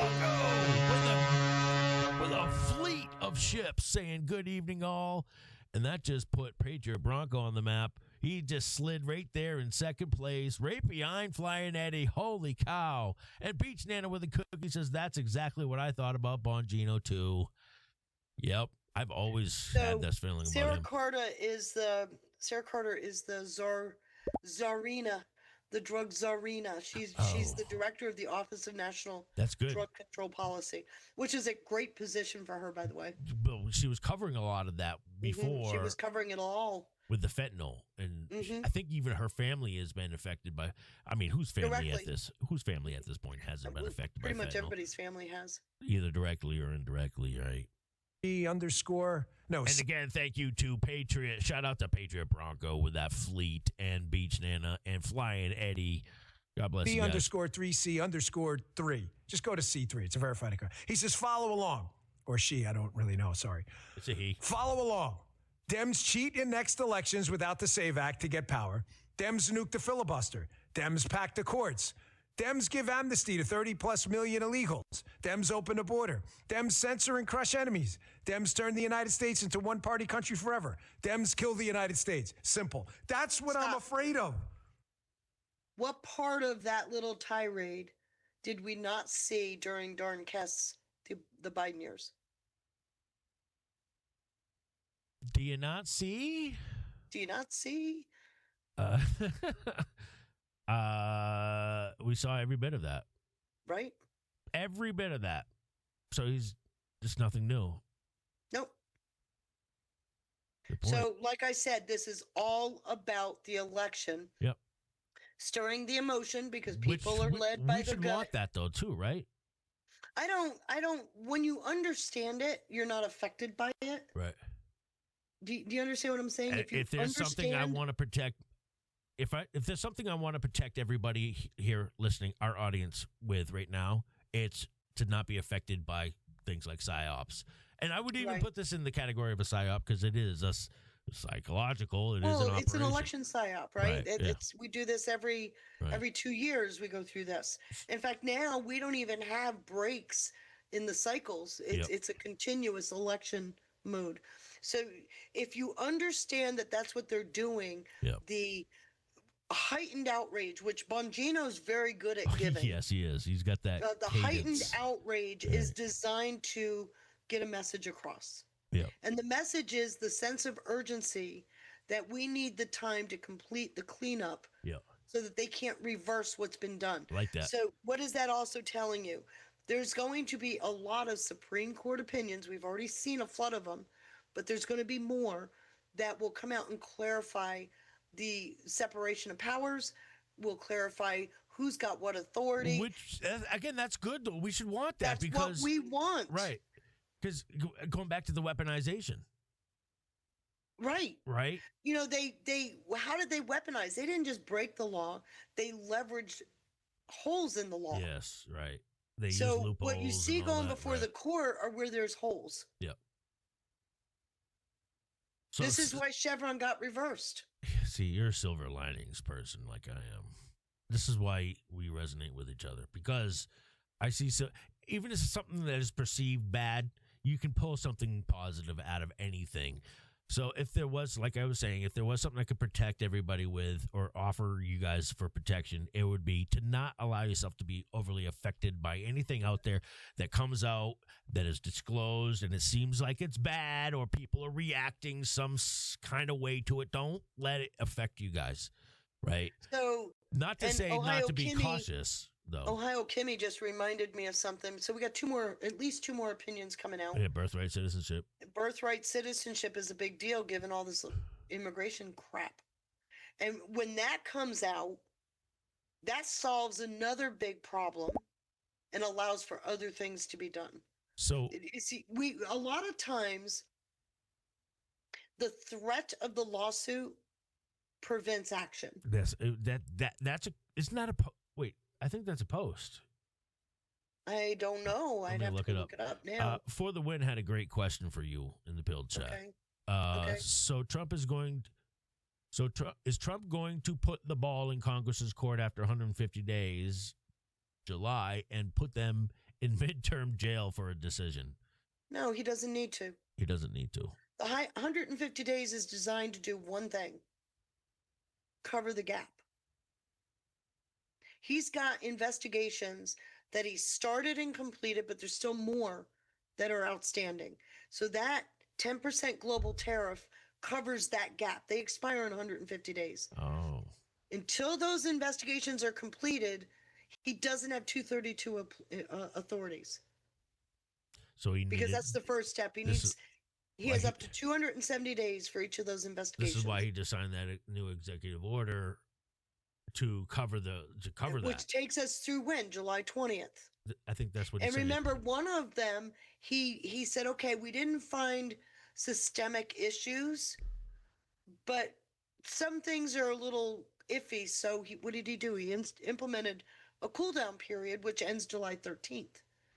So come July, we will be settled in our path, at least on those two. But there were more initiated today. So this is why I entertain things like what we're seeing with the Jasmine Crockett a little differently than I think people typically do, because there is this concept called losing team theory. Shout out to Johnny, who cites that often. Losing team theory. Could there come a point where a lot of these, libs who maybe eventually realize you have a decision to make? It's either full blown communist, or you realize that that's the losing side. We were talking about this in my chat the other night. Do you remember in 2018 when Q asked us if we remembered to complete our brackets? Yep.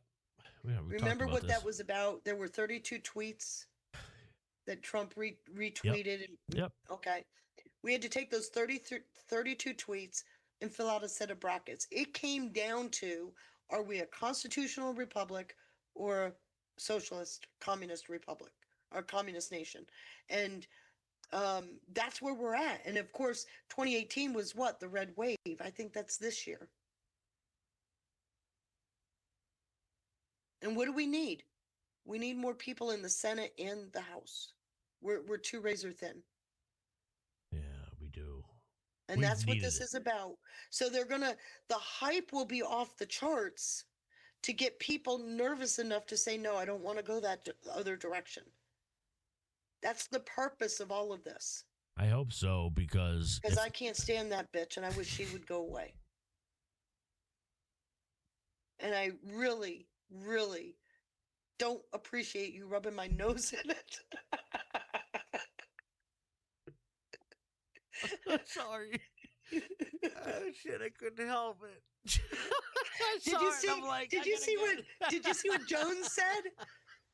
Jones, the guy that said it's okay to kill your enemies, and their children. Oh, what did he say now? Yeah, Jones. God, I can't remember the exact quote, but he essentially said, "I'm coming after you."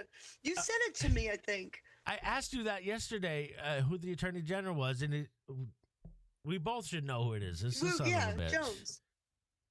Yeah, he's ready to get started. I bet he is. So everybody has no idea who you're talking about. I'm sure if they know you enough, they should know at this point. But yeah, We're talking about Virginia's failed leadership. There is communist Spanberger. So if you ever want to trigger Feisty, and we got a Muslim for Lieutenant General. Oh my gosh! If you ever want to trigger Feisty, just throw up a nice little blonde picture of this blondie here on the right, Spanberger. Hey, you're CIA. Why are you in public office at all? You position yourself as a consensus builder, someone who works across the aisle. Would you work with President Trump on areas? Don't be rude. Like job creation? I think that, you don't work with the arsonist who burns down the house to rebuild it. And God, I can't stand her. What did he say? This particular case, the individual who's responsible for an absolute attack on the federal workforce is not the right person to help rebuild our economy.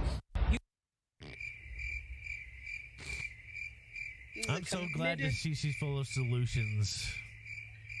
Well, yeah, to the tune of almost 2,600 bills introduced in a 3-month legislative calendar. Yes, Spanberger is to Feisty as Mills is to Sean. Yes, maybe a little worse because no. In other words, Mills what is you on just her gave way me out. is unfortunately, we just started with this bitch. You've done your time. We gotta, hey man, we gotta laugh about it. If we didn't laugh about it, let's keep the baby comfortable while we decide whether or not we're going to kill it. If we didn't laugh about it, we'd be crying. So. Let me see here. I can't take this. I can't take it. All right, I'll take it down. I just wanted to shout out to a couple new names I'm seeing over there in the Rumble chat. Well, shout out to Smay60s. I've seen you before, but welcome in, friend. Good to see JJ still kicking it. I think JJ said he's now got Sean and Feisty in his car speakers on the drive home from work. Shout out to JJ. And then Blue Eyes 303 says, great show, Feisty and Sean. I'm so comfy. I hope so. Beach Nana's making a run for that. She's making a run for second place, taking second place. Shades. Oh, boy. Shout out to 12 Popcorn, Bobby Toon, still kicking it. What up, J1776? GG been working it in America 1871. Welcome in, guys. Josie Ann. And I think I got one more clip here. Beach Nana, thank you so much for the pair of banger shades. Did I miss? I think I might have missed something else. Yes, I did. Holy crap. How did I miss? I missed other fleets. Flying Eddie with the Holy Fleet. Holy Fleet. We have 2 back-to-back fleets. One from Flying Eddie and another one from Patriot Bronco says, let's fucking go. Okay, I got a question. Wow. Are they in competition or is it because of Facebook? Last I knew, listen, Patriot Bronco and Flying Eddie don't like to be sized up. They're competitive individuals, and they're badass patriots. So it'll be interesting to see how this one plays out. God bless you guys. Thank you for the holy crap. You guys are crushing it out there. I'm sorry to do that to you. I know that was painful, Feisty. Yeah. You're going to make me cry. It's always worse than we thought. These newly released documents confirm that Biden's DOJ raid on Mar-a-Lago was politically motivated from the very start. Tell us something we didn't know. Yeah, like I said, remember the Knock Knock Times Magazine cover? No. The whole thing was orchestrated. I didn't until you reminded me. Mm-hmm. I honestly didn't. Where was I? Okay. The transparency shown by Attorney General Pam Bondi, who's doing a great job, by the way. A great job. Deputy Attorney General Todd Blanche, also doing a great job. And Director Patel, badass patriot, don't let anybody tell you otherwise, is required to help the country understand the lengths the previous administration went to target the president. Holy shit, what is going on in the chat right now? Okay, so they're in competition, just like you said. Beach Nana with a cookie. Of course, it's because the show is great. I hope so, Beach Nana. Thank you for the cookie. And then Flying Eddie says, what up? Nobody's going to outdo Flying Eddie. God bless you, bro. Thank you so much. You guys. So, do you know what Jim Jordan just did? What did Jim Jordan do? You just read it. Yes. He just told you. He just told you. Yeah. Go back and look at Just it. like you said, leading up to midterms. No, go back and look at it again. The transparency shown by Attorney General. Okay. Required to help the country understand the lengths the previous administration went to target the president. He's telling you something's coming out. Just disclosure. There's some disclosure coming. And so what is the purpose of this all coming out now? This tells Again, me that election. a case is. Yes, but it's all election related. It's being timed. This is going to raise the outrage for the vote. So you think before midterms we'll not only see something in the arena of SAVE Act or election integrity, rectifying the election integrity issue, and then I don't know if it completely rectifies it, but that's the information's coming out. Remember what I showed you with Kash Patel? In fact, did I send it to you? You can play the two little clips, but he told us on the 30th, I can't tell you, but, and then he just told us a couple of days ago, Monday, we know who, right? Yes. So, yes, something happened in that 2-week span that allowed him to take it a next step. So what is Jim Jordan telling you? Something's going to come out. Why is it all coming out now? We have an election coming, and people need to understand how close to the edge we came. Yep. Yes. So he's telling you right here, required to help the country understand the lengths the previous administration went to target the president. Do you know why I love this so much? I said before even 2024 election, I used to ask this question all the time, and I don't think I've ever said it to you before, and the question I would ask everybody in the chat is, if we got this ship turned back on trajectory, got Trump back in the Oval Office, can you guys all safely say that America has learned its lesson? And no. Unequivocally, I mean, it was unanimous. No. Everybody was like, nope. But I don't care if it hasn't learned its lesson yet. Why? The thing is, just think about it. Because this is the start of the next phase. What's the next phase? I agree with that. The cleanup. What did Trump tell you? He sort of had 3 terms, but he didn't want the results, number one. Number 2, people will understand why we're doing what we're doing. It needed to be this way. Right. Yes. It had to be this way. So, again. I can't think of any other. How else do you bring people along? By keeping them on the edge of their seat with this thought that we could go down. With the Susan Rices out there, the Obamas out there saying, we're going to get even, right? Yes. She plays a good villain.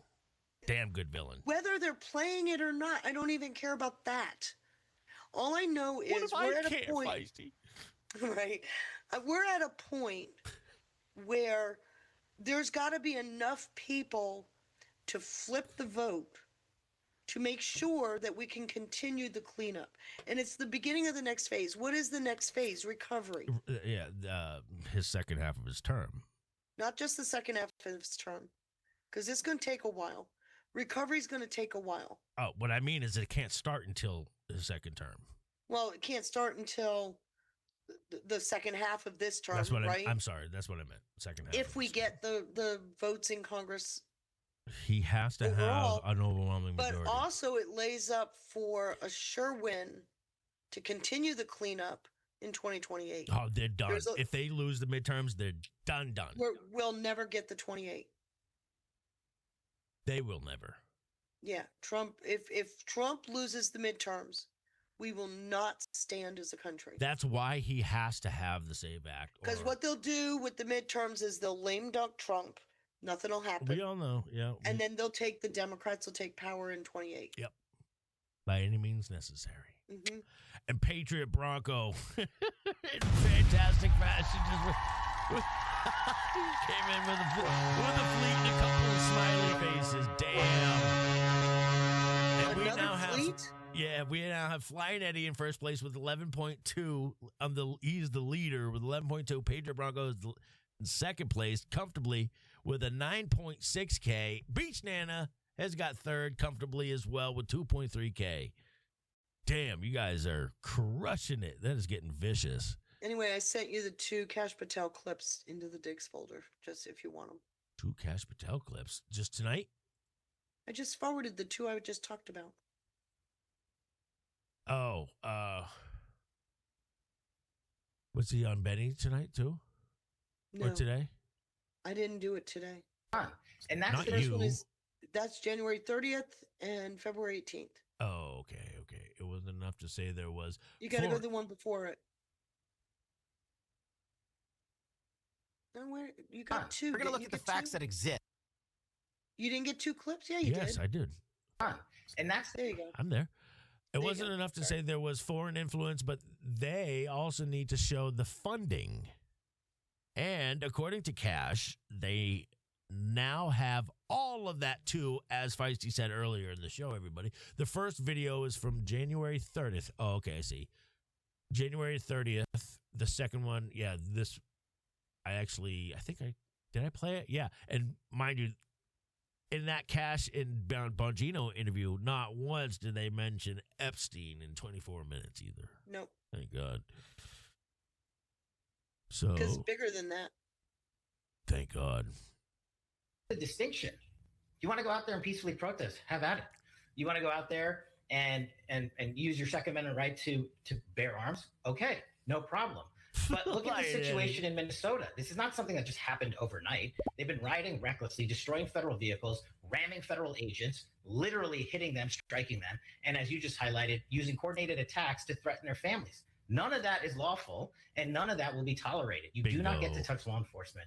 And we've got also investigations ongoing into the funding of this. We've made actual substantial progress. I just can't publicize it yet, but we've actually found groups and individuals responsible for funding it because it's not happening. That's a big deal. This is incredible to hear. And that's a big deal because the people on the street protesting are committing crimes, but they're not organic.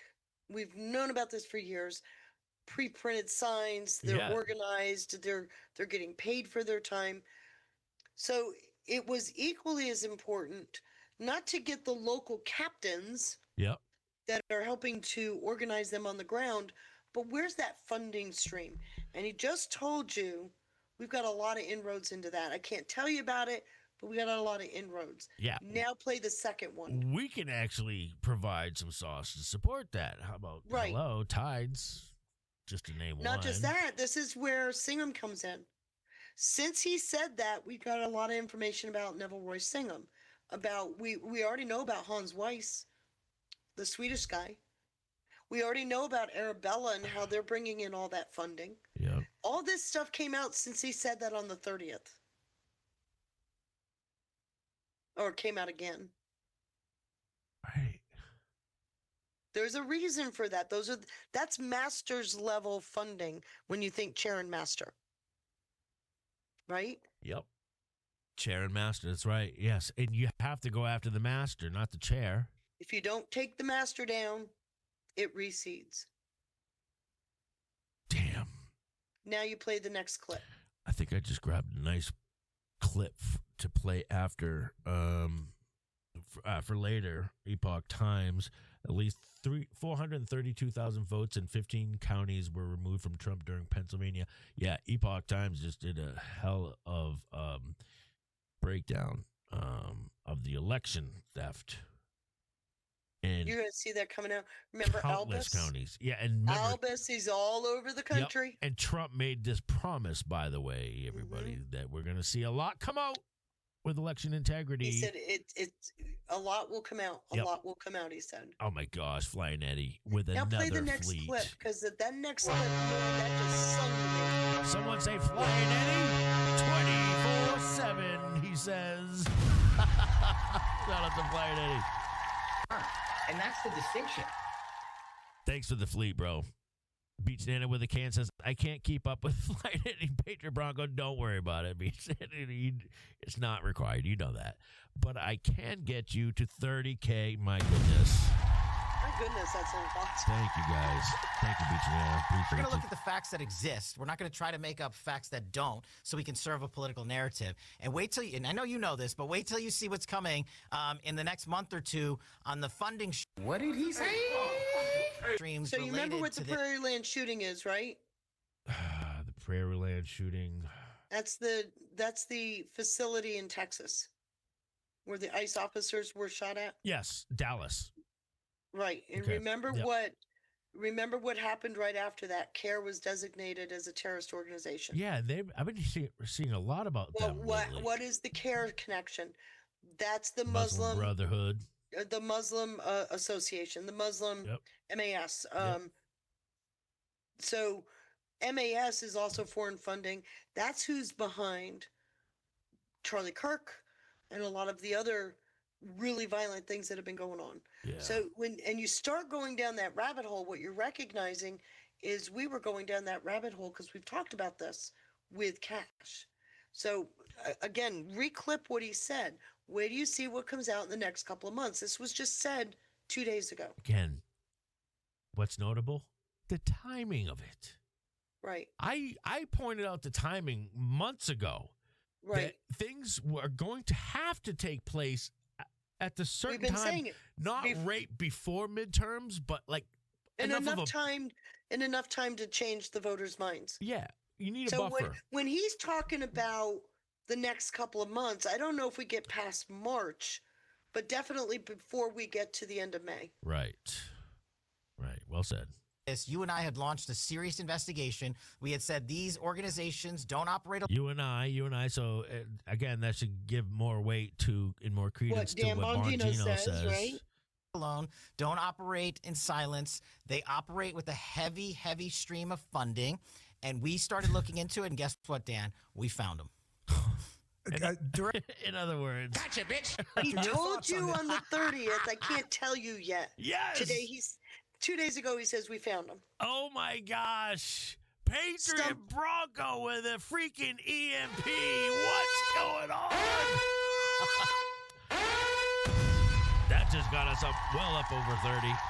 Damn. Says great show. Thank you. No, thank you, Patriot Bronco. Thank you, guys. My goodness. And that just, Patriot Bronco just. I'll be able to get a haircut now. Yeah, well, you just got a haircut. You look fantastic. No, I need another one. It's getting long already.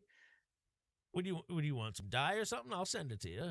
I need dye too. Yeah, it's starting to look really All right. gray. Tell me what color you want. I'll send it to you. I don't know what color I want because All right, I have hold no on. idea what color I am. Earmuffs for a second. Guys, I'm going to send her a pink colored hair dye. Oh, no. No. And the universal liberal indicator, the little ring for the nose, for the septum, a little clip on, maybe. My husband threatened divorce if I get a tattoo. Does that tell you? Okay, I'm He sorry. was pissed when I got 2 holes in my ears. He must have thought, what are you doing associating with that thug, Sean? Look at him, a tattoo freak of nature. He overlooks your tattoos because he likes you. Oh, wow, that's nice. I get that a lot, but I also get the opposite a lot. I've been pulled over just walking home before because I don't look like I'm from this town at all. Because I'm technically not. You look like one of the terrorists. Probably, yeah. I get it, and I've even said that. He doesn't. He has no problem with tattoos on anybody. Well, he even told the kids, "You better not get a tattoo." Yeah, he did. It's defiling your temple, and they tried right? to hide them from their father, which it didn't work. That's just stupid. Don't do that. 40K. Punky Cuser says 40K. Patriot Bronco, 19.6K. Flying Eddie with 14.4 in second place. The Beach Nanas comfortably in third. Gosh, you guys are too much. Too much. I love you. Josie Ann asked, will this push the SAVE Act? I think what pushes the SAVE Act is birthright. What about birthright? The SCOTUS ruling? The SCOTUS ruling on birthright. You think that'll... I think that's what pushes the SAVE Act. How do you think that will push? Because the SAVE Act, the SAVE Act is dealing with natural born, right? Everybody that's born here gets citizenship automatically. It was interesting that the Library of Congress removed the original, and I've got it, the original debate on the floor when that amendment was being considered. When you read that amendment, it's clear it wasn't an open value. It was strictly for the people who were slaves, were given citizenship. Oh, right. Of course, that's been taken out of context. So now we're waiting to see what SCOTUS says. When they say that people born of foreign people that are born here in this country, this takes care of, people come here, they call it birthright tourism. Tourism, where they Right. they travel they come here in, they on stay vacation. in a hotel or yeah. resort till they have their baby, so the baby has the citizenship. All of that's going to come to an end, but it will push the need for the SAVE Act to prove that they're here legally as citizens. That's my opinion. Shit, what just happened? What? Oh my gosh. Flying Eddie just dropped an EMP. Another one? Another EMP. Wait, what? What? He says. Flying Eddie's like, no, you don't. We have an EMP fight. Patriot Bronco just dropped EMP. Flying Eddie with an EMP. My goodness gracious. What is their prize? Bragging rights? To improve Americarizing media. No, what is their prize? Yes. That is To their be prize. so it's bragging rights. Certainly. Certainly. And to be mentioned by the likes of Oh, because your Feisty voice Cat. is so no, important. I said Feisty Cat, all right? Say their but names. I'm not mentioning their names. You are. Who was it who dropped the MPs? Can you say it again? Was it Flying Eddie and Patriot Bronco, right? Yeah. Okay, thank you, Flying Eddie. Thank you, Patriot Bronco. Yes, 'cause they're we shared. all know it's Sean. It's Sean that's Stop giving you it. the It's shared, credits. all right? Every time Feisty comes on, we share it, all right? Because she works her ass off. Actually, she loves doing this. Yeah, actually, yeah, it's not work. It's not work. It isn't. Especially when you wake up and you see text messages like the ones I get every day. Yeah. It's great. I'm not kidding either. I love it. I wake up and I giggle to myself. All right, can't wait to go to work. Thank you for I gave joining. you a reason to put one foot on the floor. I mean, yeah, I would have one anyways. Oh, shit, man. Is it really snowing outside right now? Damn it. I'd be doing it anyways because the children is really what got me geeked up to do this in the first place. But, what do you got coming up? I don't know. Well, you got SCOTUS. You're going to join us on Tuesday, I'm on right? Hollywood, Foxhall. You got the Foxhole Squares. Is that tomorrow? Tomorrow night. You're going to be with Johnny tomorrow night. Am I with John? I think Johnny's joining tomorrow night too. He will be back. Oh, so you? He's just you doing said Fox. you- He's just doing Foxhole Squares tomorrow. Oh, okay. Yeah. Oh, that'll be fun. Yes, it will. Yeah. The Foxhole Squares is a blast. I haven't. They want me to do a dance so they can use it to, the meme they use of me in the opening, and it's like, oh God, I'm about to make a complete fool of No, myself. just put a picture of yourself in grok and tell it to dance. Game over. Really? Ash will do it for you. Ash, watch. Seriously, watch. Either Ash or Conserva Chris or maybe even a Russian bot out there will do it. And they're great at it too. You don't She have wants to a dance. 15-second clip of me dancing. Well, you can make it 10 seconds. Johnny, Feisty, and Mary will all be on Foxhole Squares tomorrow with Coffee Talk with Sandra. That's going to be a blast. You guys That's are going going to to be love it. fun. Yeah. Coffee That's gonna Talk be with a lot Sandra. of Guys, fun. make sure you check it out. I don't know what time. Is that 7-ish? 7. And then, of course, And then you've got to. I don't. You're not having me on tomorrow night, right? Because of tonight. You had me on. we'll talk. Okay. If you're down for it. I don't care. It's no skin off my nose. But if you ask me what I got coming up, tomorrow is still. We'll see. Okay. Because Sean hasn't told me yay or nay. Other than that, I do Feisty Digs on Monday. And then my show, which is an open chat, by the way, on my show on Wednesday. And then you're going to join us for the SCOTUS thing on Tuesday. Tuesday. I can't. No, it's not SCOTUS. Sorry, SOTU. Yeah, we'll get you straightened out. We're wrong branch. You know wrong what branch. We need a separation of powers thought for you. So, you know what? This is a really busy week for me.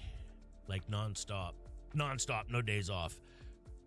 See, we went last night, tonight, tomorrow night. Then I got Patriot Theater Sunday night. Then Monday, got Diggs, the news, Tuesday. SOTU and the news can be one. That's what we're going to do. Mm-hmm. Ash was debating on whether or not to even do a show. Ash, do your show. Ash, do your show. We'll just end it early, like 8:30. You don't have to do it if you don't want to, but just end it early, and then we'll kick off.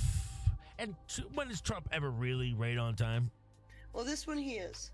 Oh, you think so? Yeah, SOTU is on time. All right, so the news will be earlier than usual on Tuesdays. Tuesdays we usually start at 10, but we'll start early. We're gonna have to start by 8:30. 8:30. We'll probably start at 8:30. Yeah. So it'll be me, you, Ash, maybe Johnny. I think he'll be back by then. I don't know for sure. I'll leave that up to him. He doesn't have to. He can continue to take some time off if he wants. But I imagine SOTU, he'll want to be there. He'll probably want to be there for SOTU. Maybe we can get Pinata. Maybe Pinata will want to join us. And then Wednesday morning, I wake up and do trend analysis at noon, and then the skiff right after that. So if I do I'm not having a day off until next Saturday.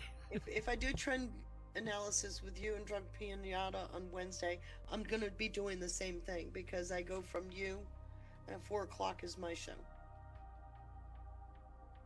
Yeah, it's a hell of a schedule, but I'm here for it. Let's go.